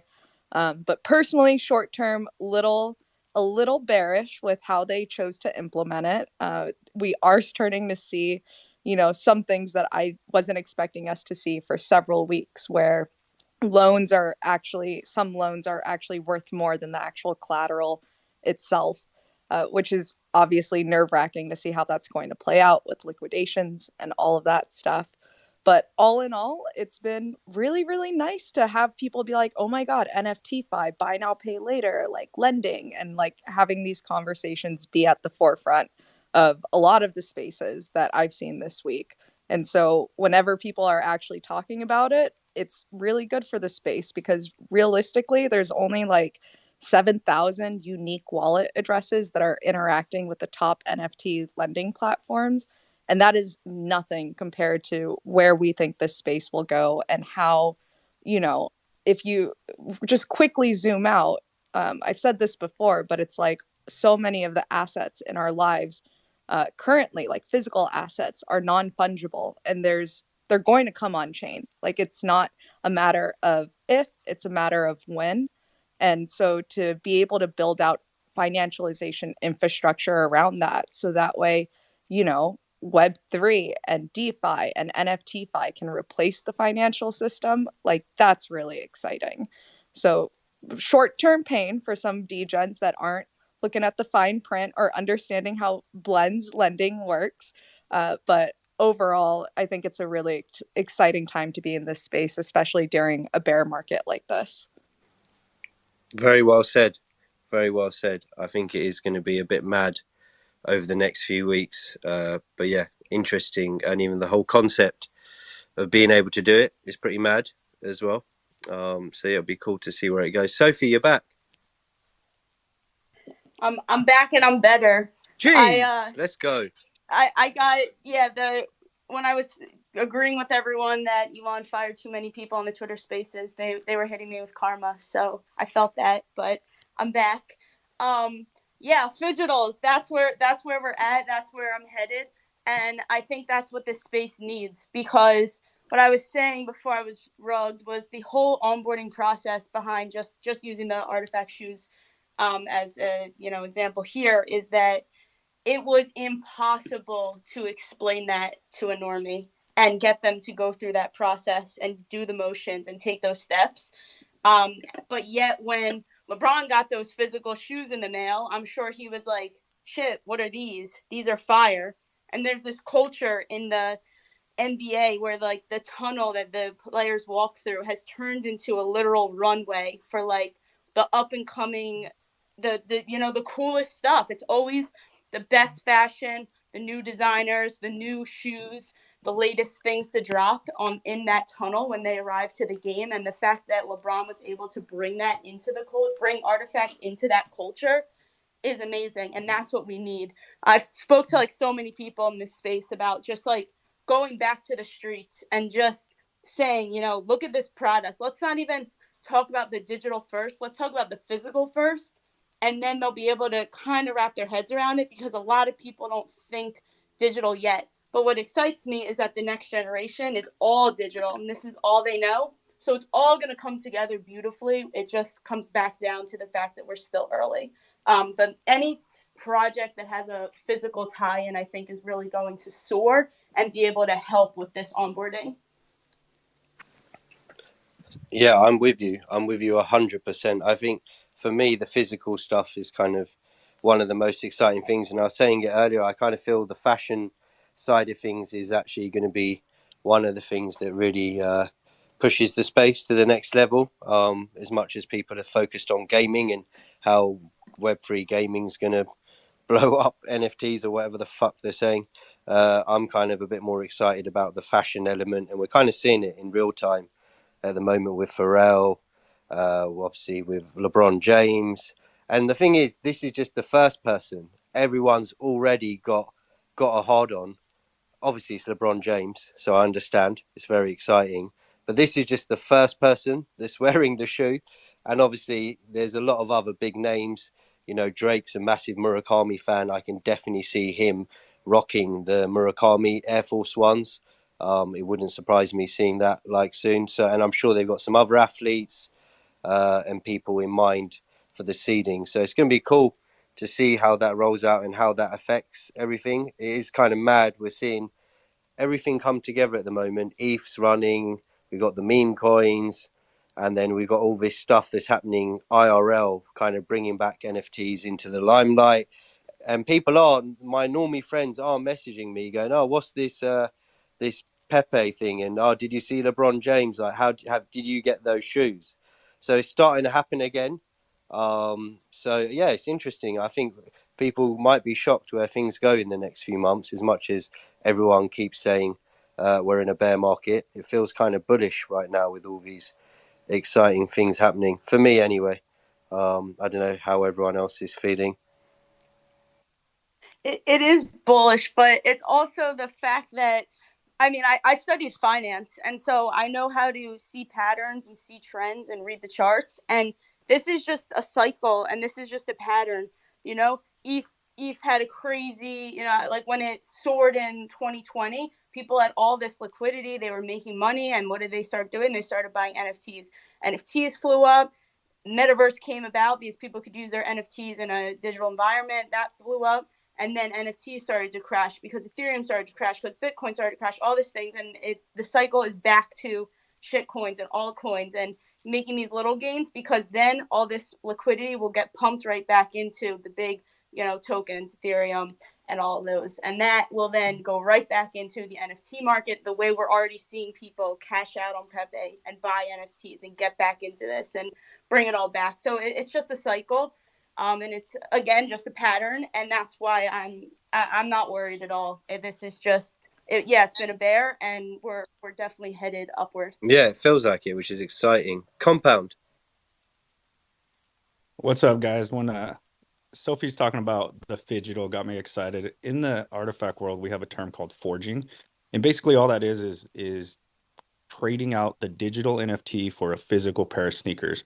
And the reason I bring it up is because in the next 3 days, the forging closes for these sneakers. So if it is something that you're interested in and you do want a pair of the sneakers, the forging closes on the 8th, meaning that you can no longer claim the physicals after the 8th and the supply will be locked. So yeah, I just wanted to update everybody on the closing date of the forging. It's not, doesn't last forever. 3 more days left on that. And yeah, man, get your Let's sneakers. go. Oh, I'm hyped, man. I can't wait to get them.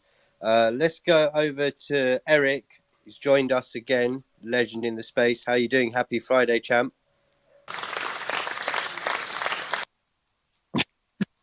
What's cracking? What are you laughing at, Eric? Happy to What be. the fuck, man? Gave you a warm No, welcome. This guy's laughing. I appreciate it. I was expecting horns. I mean, it's always something different. So the claps are cool. Oh, we I'm clap grateful. You everyone know, here. We get it clapping. it's not LeBron's entry, you know, but it's cool. It'll be sufficient. Um, I wanted to know if you guys had comment. I don't know if this happened when Jeff was in the room, but did you guys talk about the dot swoosh variants? I know Dre typically would be walking the line of the dot swoosh Nike as well as the Suzuki, but did you guys have that conversation? No, we didn't speak to him Do about you know Dot about that? Swoosh in particular. But I didn't know he was involved in that, to be honest. But it's a good question. Dre, do you know anything in regards to like if the dot swoosh I guess collaborative shoes that were created by their community are also physical? They hinted at it when they talked about the utility that comes with owning or open up the shoe boxes that they're releasing on May 8th. They kind of threw a little nudge at it, but nothing official has been stated yet. Got it. Okay, for whatever reason I thought you had some information that I didn't that I might be able to find the answer to here.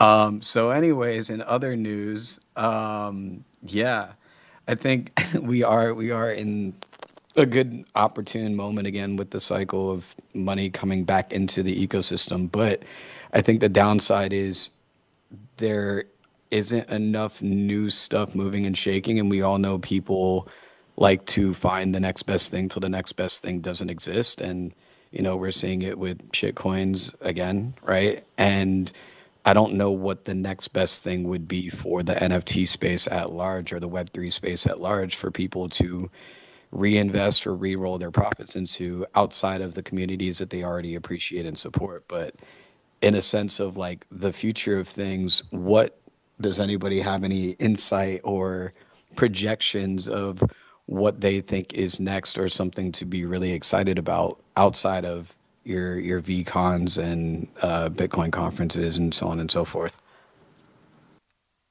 It's a very broad question. Yeah, I think everyone's cooking up. So I think whether it's Bored Ape, whether it's Suzuki with this Vegas event, Rose is on stage / picking outfits right now.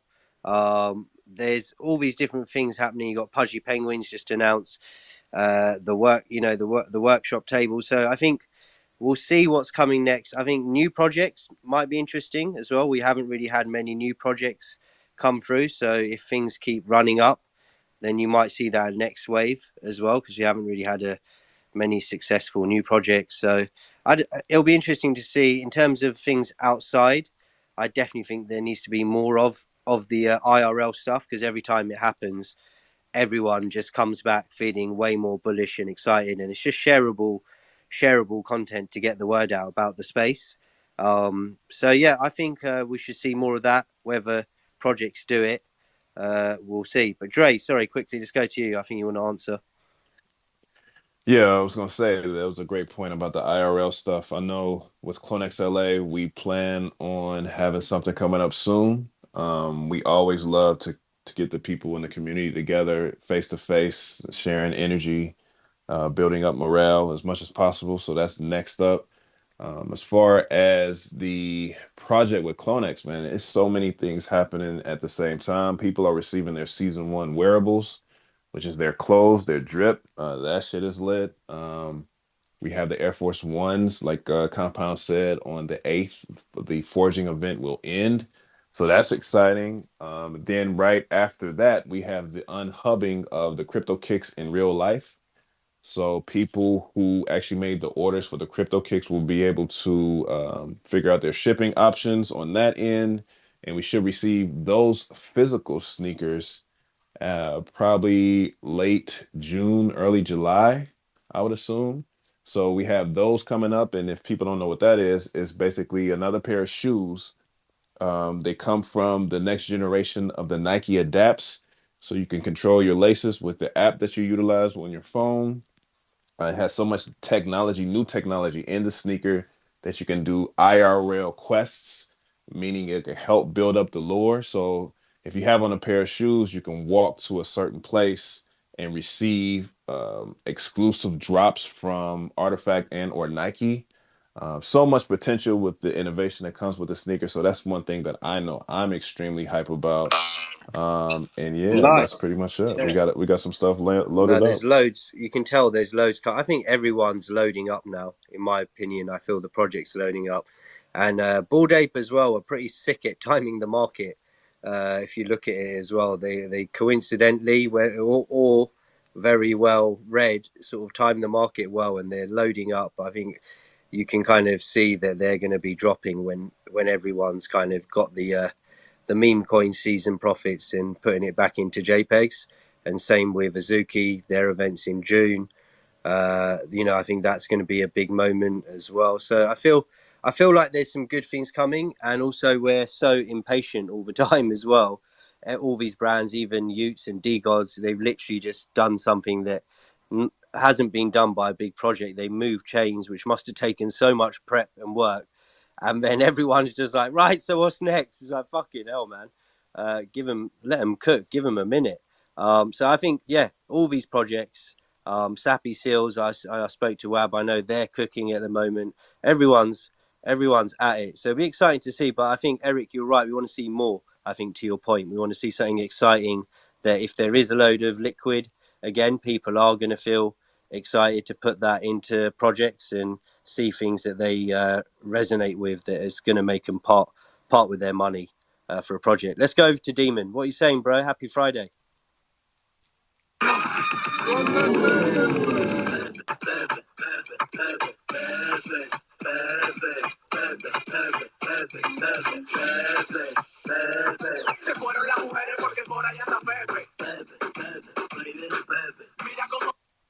What's good, Send It?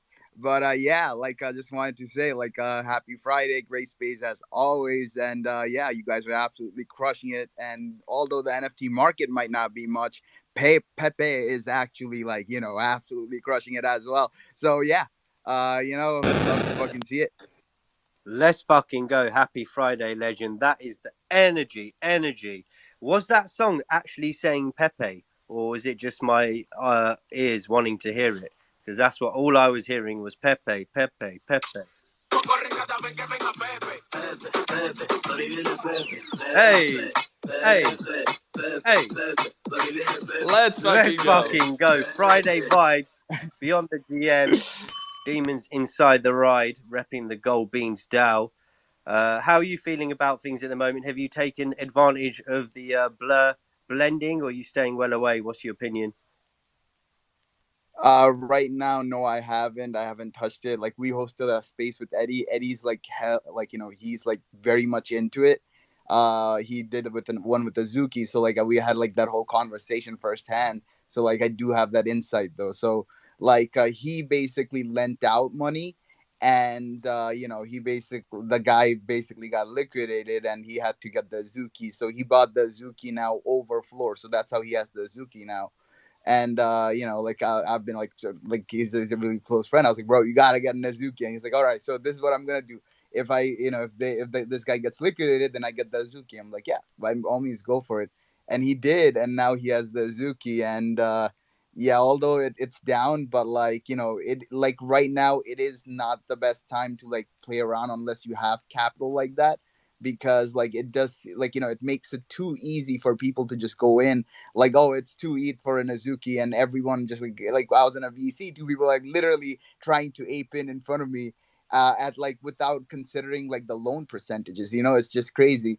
And people don't realize it's like 0.35, 0.34 per day. Like that's 2 ETH in a week. If you like, you know, if you go for like the highest percentage, if you pay the least amount, usually it's really that high. And yeah, like, you know, and people really don't like see it like that. But it is what it is. But I see, like, in terms of a play though, if you looked at Azuki and Milady's, both had that come up on the first day. So like on the first day, Azuki was 15, that went to 17, and you also had Milady's at 2.9, which went to 4.5. So like that's the play there. So like whatever the next collection is, like, you know, on the first day, if you do get in, you pretty much like guaranteed money, because there will be that FOMO. And yeah, just like other than that, there hasn't been much in the market. There was Waltz Vault that was pretty much a dud. Those guys, like, you know, that was horrible. Yeah, But yeah, like I saw that. Fucking hell. yeah, bro. But other than that, like, I don't think there's much. But yeah, Pepe, I'm up 5,000% on my long, so that's why I was celebrating. But yeah, My guy. Fucking DJing. I'm proud of you. I'm happy you're winning. Gold Dow always wins. That's something that you guys will learn. And yeah, that's a great take on the blur blending. It's interesting that, right? We've seen that on the first day's pumps, and maybe now that becomes a bit of a model as well for those people farming or whatever the fuck it's called. Jen, what are you saying? You know, Sophie and Eric actually got me thinking about something. Like, Sophie was talking about the financial cycles, and Eric's like, well, what's next? And what is everyone excited about? And I think we also just have to remember that this space moves so fast. Like, I don't think there's any other industry that moves as quickly as Web3 does. And our attention spans are pretty short. You know, it's an attention economy. But what I would say is there are so many builders building, whether it's NFT projects, like you said, like all these projects are just loading up. And I think some incredible things are going to happen for the existing communities. But on the flip side, like, I would just say, like, look at how far technology's come in the last, we can even call it like 10 years. Like, I started my career in VR in 2014, and we were talking about the metaverse, saying it was going to be the biggest thing in 2020. Fun fact, we were all wrong, but we're seeing it come back. And a lot of this is just thanks to general technology advances, better GPUs, better CPUs, more powerful phones. And I think, like, in the in terms of like Web3, like, that foundation is still being built. Like, the tools that everyone is using today, I have a feeling are going to look completely different in the next 5 years. And so I think while sometimes it may feel slow because of how fast this space moves, there's like massive, massive developments happening every single day behind the scenes. And for those of you guys who are just like solely looking at NFTs, it's like, go look at Uniswap and what Uniswap is doing with their LP pools, which are now tokenized as NFTs. Go see how you can take advantage of like yield opportunities there as well. If you're looking for something that might be a little bit more stable, there's just a whole world of shit happening in Web3. And yet sometimes I feel like some people are like, oh, well, I'm in this one tiny lane, and they're only really getting exposed to maybe 10% of what the entire ecosystem is. There's a lot of really dope shit happening on Arbitrum. Like, there's a lot of really incredible stuff happening on Polygon. So what I would say is, if you guys feel like it's slow, go see what other ecosystems are doing, because the future is omni-chain. All of these chains are going to be interconnected at one point or another. And now is the time to get your competitive edge and get ahead of everyone else. I love that perspective, Jen. And even when we think about the last month in NFTs, like when we think about, Adidas made a drop with the Indigo Hertz, right? Like, so everyone in the world, not only NFT people, could literally buy clothes that are NFT inspired with Bored Apes. The way people could buy it, they could just open the app, Confirm, that everyone uses, and they could access token proof. And they just had an NFT, they connected to token proof, and they could buy all that stuff. Then you look at Doodles, right? We have the collaboration with Pharrell, and we're gonna have sneakers again, and Pharrell's gonna be like rocking that. Like digital, we went to that BBC store in New York, right? And we could see that people are using the NFC chips, and you can literally, even they had the drop there that you can literally, tap the chip, you can collect all the networking points and stuff. Like, again, there is some like new technology. Then we talked about the artifact, and we see LeBron rocking these shoes. I mean, it all happened just within 1 month. And I think if we thought about that 2 years ago, we would be like, oh my God, this is fucking crazy. That's never gonna happen. And here we are. It's happening. So you guys know that I'm bullish about this space, but yeah, I'm gonna keep being bullish. Let's go. Energy. Yeah, man, there is loads happening. I think we're just waiting for more and more, which is kind of greedy. You're all fucking greedy. So yeah, but there's loads of exciting things happening. Got to say happy Friday to Sansa. We did a joint space the other day, which was amazing. We had a lot of fun with him and Shotgun, me, Beast, and Digital. Happy Friday. How are you doing, Sansa? Dude, I'm doing fucking amazing. I love that. I love the crossover spaces that we did. I just fucking wish Twitter would let us have more co-hosts, man. Like, I don't like that when I mute everyone that there's two people that have to be left out of that just because of, whatever. But we work with it. We work with what we're given. But yeah, dude. First of all, I just want to say, Jen, excuse you. Can we just give a quick RIP to those people who bought Sandbox at 2 to 3 ETH? Moment of silence for those. Moment of silence for those. Yep. Moment of silence. Moment of silence. You are down horrendously. We hate to see it, but it's okay. It's okay, King. The metaverse will come back at some point. We have really high hopes for 2035. We're looking good. 15-year forecast. You guys got this. We're proud of you. But I do agree.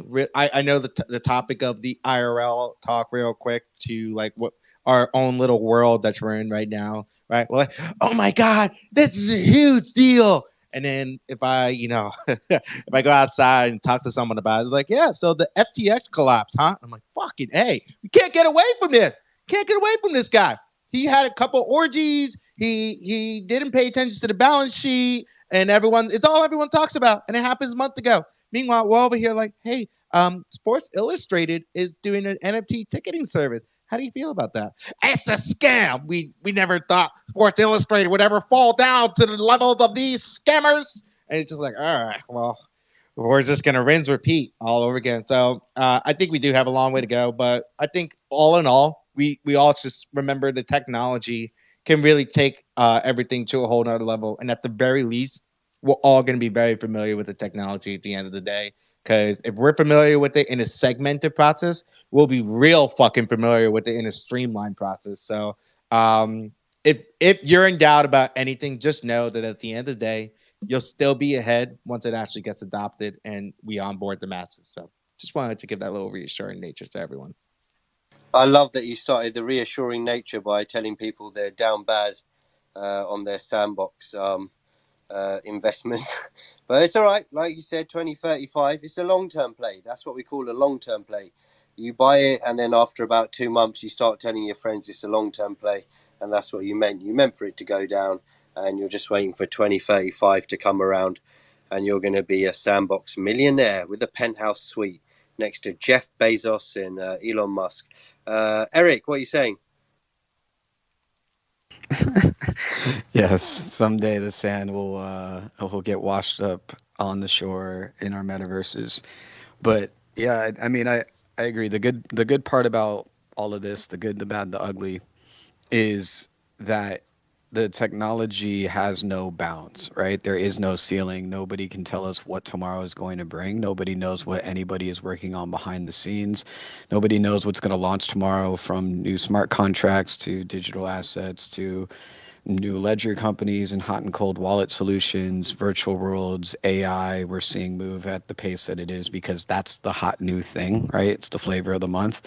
And that's also a way that new experiments get born because, you know, by playing with this stuff and just adapting to the world that we already have and making improvements, like that is the driving force that is moving things forward. So while people might look at what we're doing as you know, playing with shit coins that have funny names and memes and art that doesn't add up or make sense. Like at the end of the day, let's say 1 out of 100 of those people might actually reinvest those funds into something that's beneficial for everybody and creating a like need to not bend over to angel investment and VC capital to finish their dreams and goals. So I think there's a lot of beauty in the madness and the hysteria that happens here. And I think that's where people need to just kind of humble themselves and not go so hard and aggressive toward people just throwing caution to the wind and their coins into a wishing well and hoping that it works out. Because there are a lot of people that,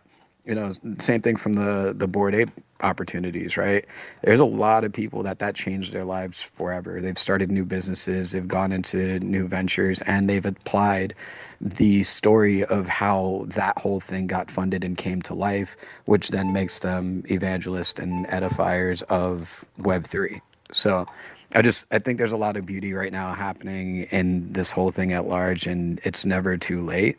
Even if you think that it is, like, it's never too late to find the next best thing because you're going to see that's going to happen every single day. There's a new thing popping up to get into, and there's never anyone that knows everything. So, yeah, I like the sentiments of Jen and everyone else that was speaking as well. It's just like, it's really, truly endless. And it doesn't matter what conference you go to, there's still going to be new people to meet, new things to learn, and a way to have fun in the process.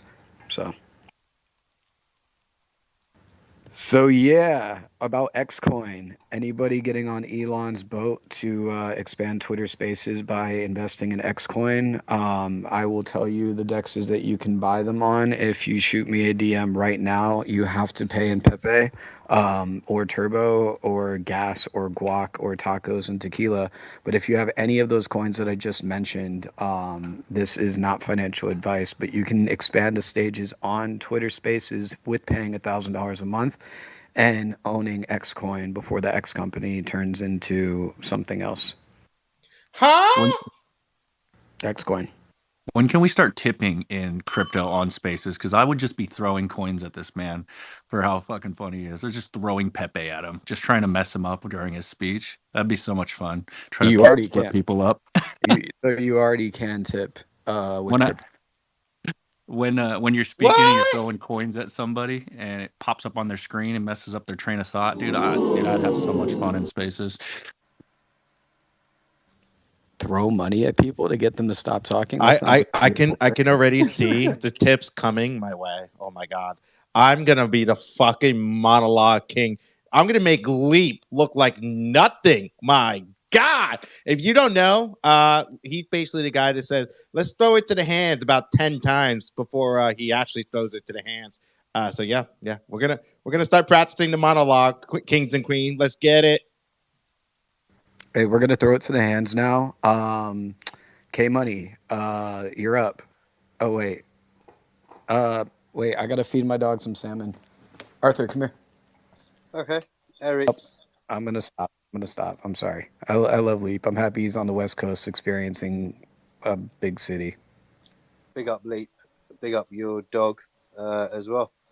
So yeah, Beast Digital. Have we missed anything? I think we're good, man. Like, tipping is 100% great idea. I can imagine, like, it's already a lot of spaces here, but when the tipping if the tipping starts, like, everyone's gonna be literally on Spaces, starting the Spaces, practicing the monologues and all that stuff. So yeah, I mean, it can be like a fun part of the bear market. But yes, and I think we're good. Yeah, I mean, Dre is onboarding Thread Guy, right? There is yeah, I think we're good. I love that. That's the only thing you remember from the last 2 hours. That's great. And the DM, man. Yeah. The DM. That's the fucking takeaway. Yeah. You gotta do the and DM. the Pigeon DAO. Leap was Pigeon DAO. Leap was there last night as well, just to let you know. When I was on board the thread guy, he likes to keep it as anonymous as he possibly can. Lit, how's Leap in real life? Uh, I'm gonna be 100% honest with you. I thought Leap would look like Link from Legend of Zelda in real life, and he doesn't look like Link. So that's a picture to be painted That's for you. disappointing. I'm sorry that he let you down with his physical appearance. Yeah, it was a blow, but hey, you live and you learn. You move Yeah. on. Sansa. Yeah, yeah. Can we talk about that for a hot second? Like, how do you form images? Like, you can form images off of voices a little bit, but like, Leap is a potato. How do you get to Link from Blue Potato? I'm actually really more interested in hearing about how that connection even happens to begin with. Dre, you gotta educate me a little bit here. Like, what brought that up? I mean, I have a very vivid imagination, very creative. I can see things before I actually physically see them. Hence the VVS diamonds in my clone's eyes. You can't tell me that you never had a conversation with someone and was like, "Yo, I bet you they kind of look like this." You know what I'm saying? Like we grew up in this day and age where we got all of these types of social media platforms, right? Like I started my journey a long time ago on this thing called MySpace. I'm not sure if you heard of it or not, but a lot of the times I would talk to people and just get like a image based off of their voice and the octaves that they use, and that's just what I came up with, man. Just like that type of Link, a Legend of Zelda, blonde hair look, but it's not Yeah. that at all. Well, I mean, I never really got that blonde hair vibe from Lee. I don't know, but okay, that's interesting to me. I'm very familiar with MySpace. It was my first social media ever. As many of us millennials from that generation, I also am aware of the feelings that were hurt from fucking not being in someone's top 8 or 10 or whatever they ended up fucking doing at the end of the day. I mean, that was crazy. And I'll leave it on this note. I'll leave it on this note. I want all the degenerates to realize how many of you would be humbled should MySpace exist today. How many top tens would you be left out of that you think you would be in? I kind of want to bring back MySpace just to find this out, honestly. But yeah, that's my last take there. That would cause serious beef. We've got enough drama on the timeline.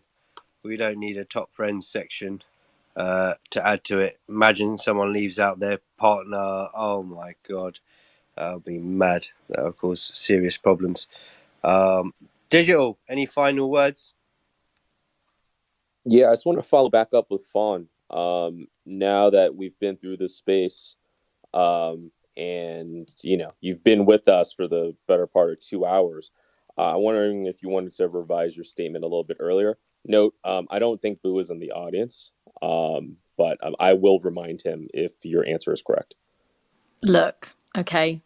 I have to admit, this was a great spaces today, guys. But you always do a great job. So I'm going to say it's a tie because I love Boo and Baby J. And they're my homeboys and girls. But you guys always bring it every single time. You know I love being up here. So well done. You're tied. It's a tie. And Jeff as well. Jeff is tied as well. Someone tell him that I said that. Yeah, okay, thank you. Thank you so much, Fawn. Much love. We're gonna share it with Jeff. As wild as fine comes to bad take all the time. She didn't even mention us Oh in the my running god. of this comparison. Dre. So R.I.P. Oh, I wouldn't take Hey, that. come on. I'm like never awake when you guys do bad takes. So Bad take puts me to sleep like every other night. I don't know if that's a good or bad thing. Bloody hell, you lot are just... Dre, I'm sorry about this, man. I think you guys are killing it compound. Really sorry about this. We've invited you on the show and they've tried slandering you at the very last minute after giving you flowers for the last 2 hours. This is typical. Dre. That takes going to zero. What I think Fawn was trying to say is that amongst the shows that are only on once a week, it's between us and Boo, and not the folks who grind it out every day. And you guys get your flowers because you guys are consistent. You're always bringing it, and keep going. Vaughn, is that right? Did I That's or am I speaking exactly out of right. turn? That's what I was talking about. Okay. You can't talk about a 20K collection when you're talking about 10K collections, you know? So that's all I'm going to say on that. Also, I want to know that, like, is this like a gold Dow like shilling session? Because there's a lot of us on here, and I just want to say gold Dow for life, you know? Absolutely not. Gold Dow is part of the fabric of this space. However, what we will really be discussing in future weeks is the Pigeon Dow. So everyone, be sure to sign up for that. Pre-register with your wallets. Send it will be on StockX shortly. Purchasing a size 10, 9, I don't know, whatever's cheapest, so that Jeff can then sign, fractionalize. Then it's on like Donkey Kong. And we're gonna deploy that pigeon mentality. So even if someone tells us that it was a tie or something, it motivates us to keep going, and it pushes us even forward. So all good. Let's fucking go. Yes, Beast. You fucking Pigeons tell like her. That's the chicken. Ribbit. Listen, Fawn, thank you very much for the co-flowers, I guess. Like we split up a rose. I don't know what it is. We get the stem, they get the actual rose. So we get the fawns from Fawn. So hey. sorry, go on, you going to say? Go on. Fawn? No, I was just laughing at you. Don't worry. Oh, great. Even better. Now she's laughing at me. Roasted. I know, man. It's just another day being a male DJ in the Web3 space, just getting roasted by one of 30 girls in the space. So yeah, we're signing out. Happy Friday on that note. It's been a crazy week. Stay safe, whatever you're doing. Have a good weekend. We're celebrating the King's. I don't even know what it is. The King's, like just coronate. What does that mean? Just where they put the crown on his head. Fucking hell, they still haven't done it. He's such a fussy bastard. So yeah, we're going to be celebrating Sausage Fingers this weekend, aka King Charles. Have fun, whatever you're doing, wherever you are in the world. Big thanks to all our special guests for putting up. If you missed any of it, listen back. We're back next Friday, 12 p.m. ET. We're out of here. Big love. Have a good weekend.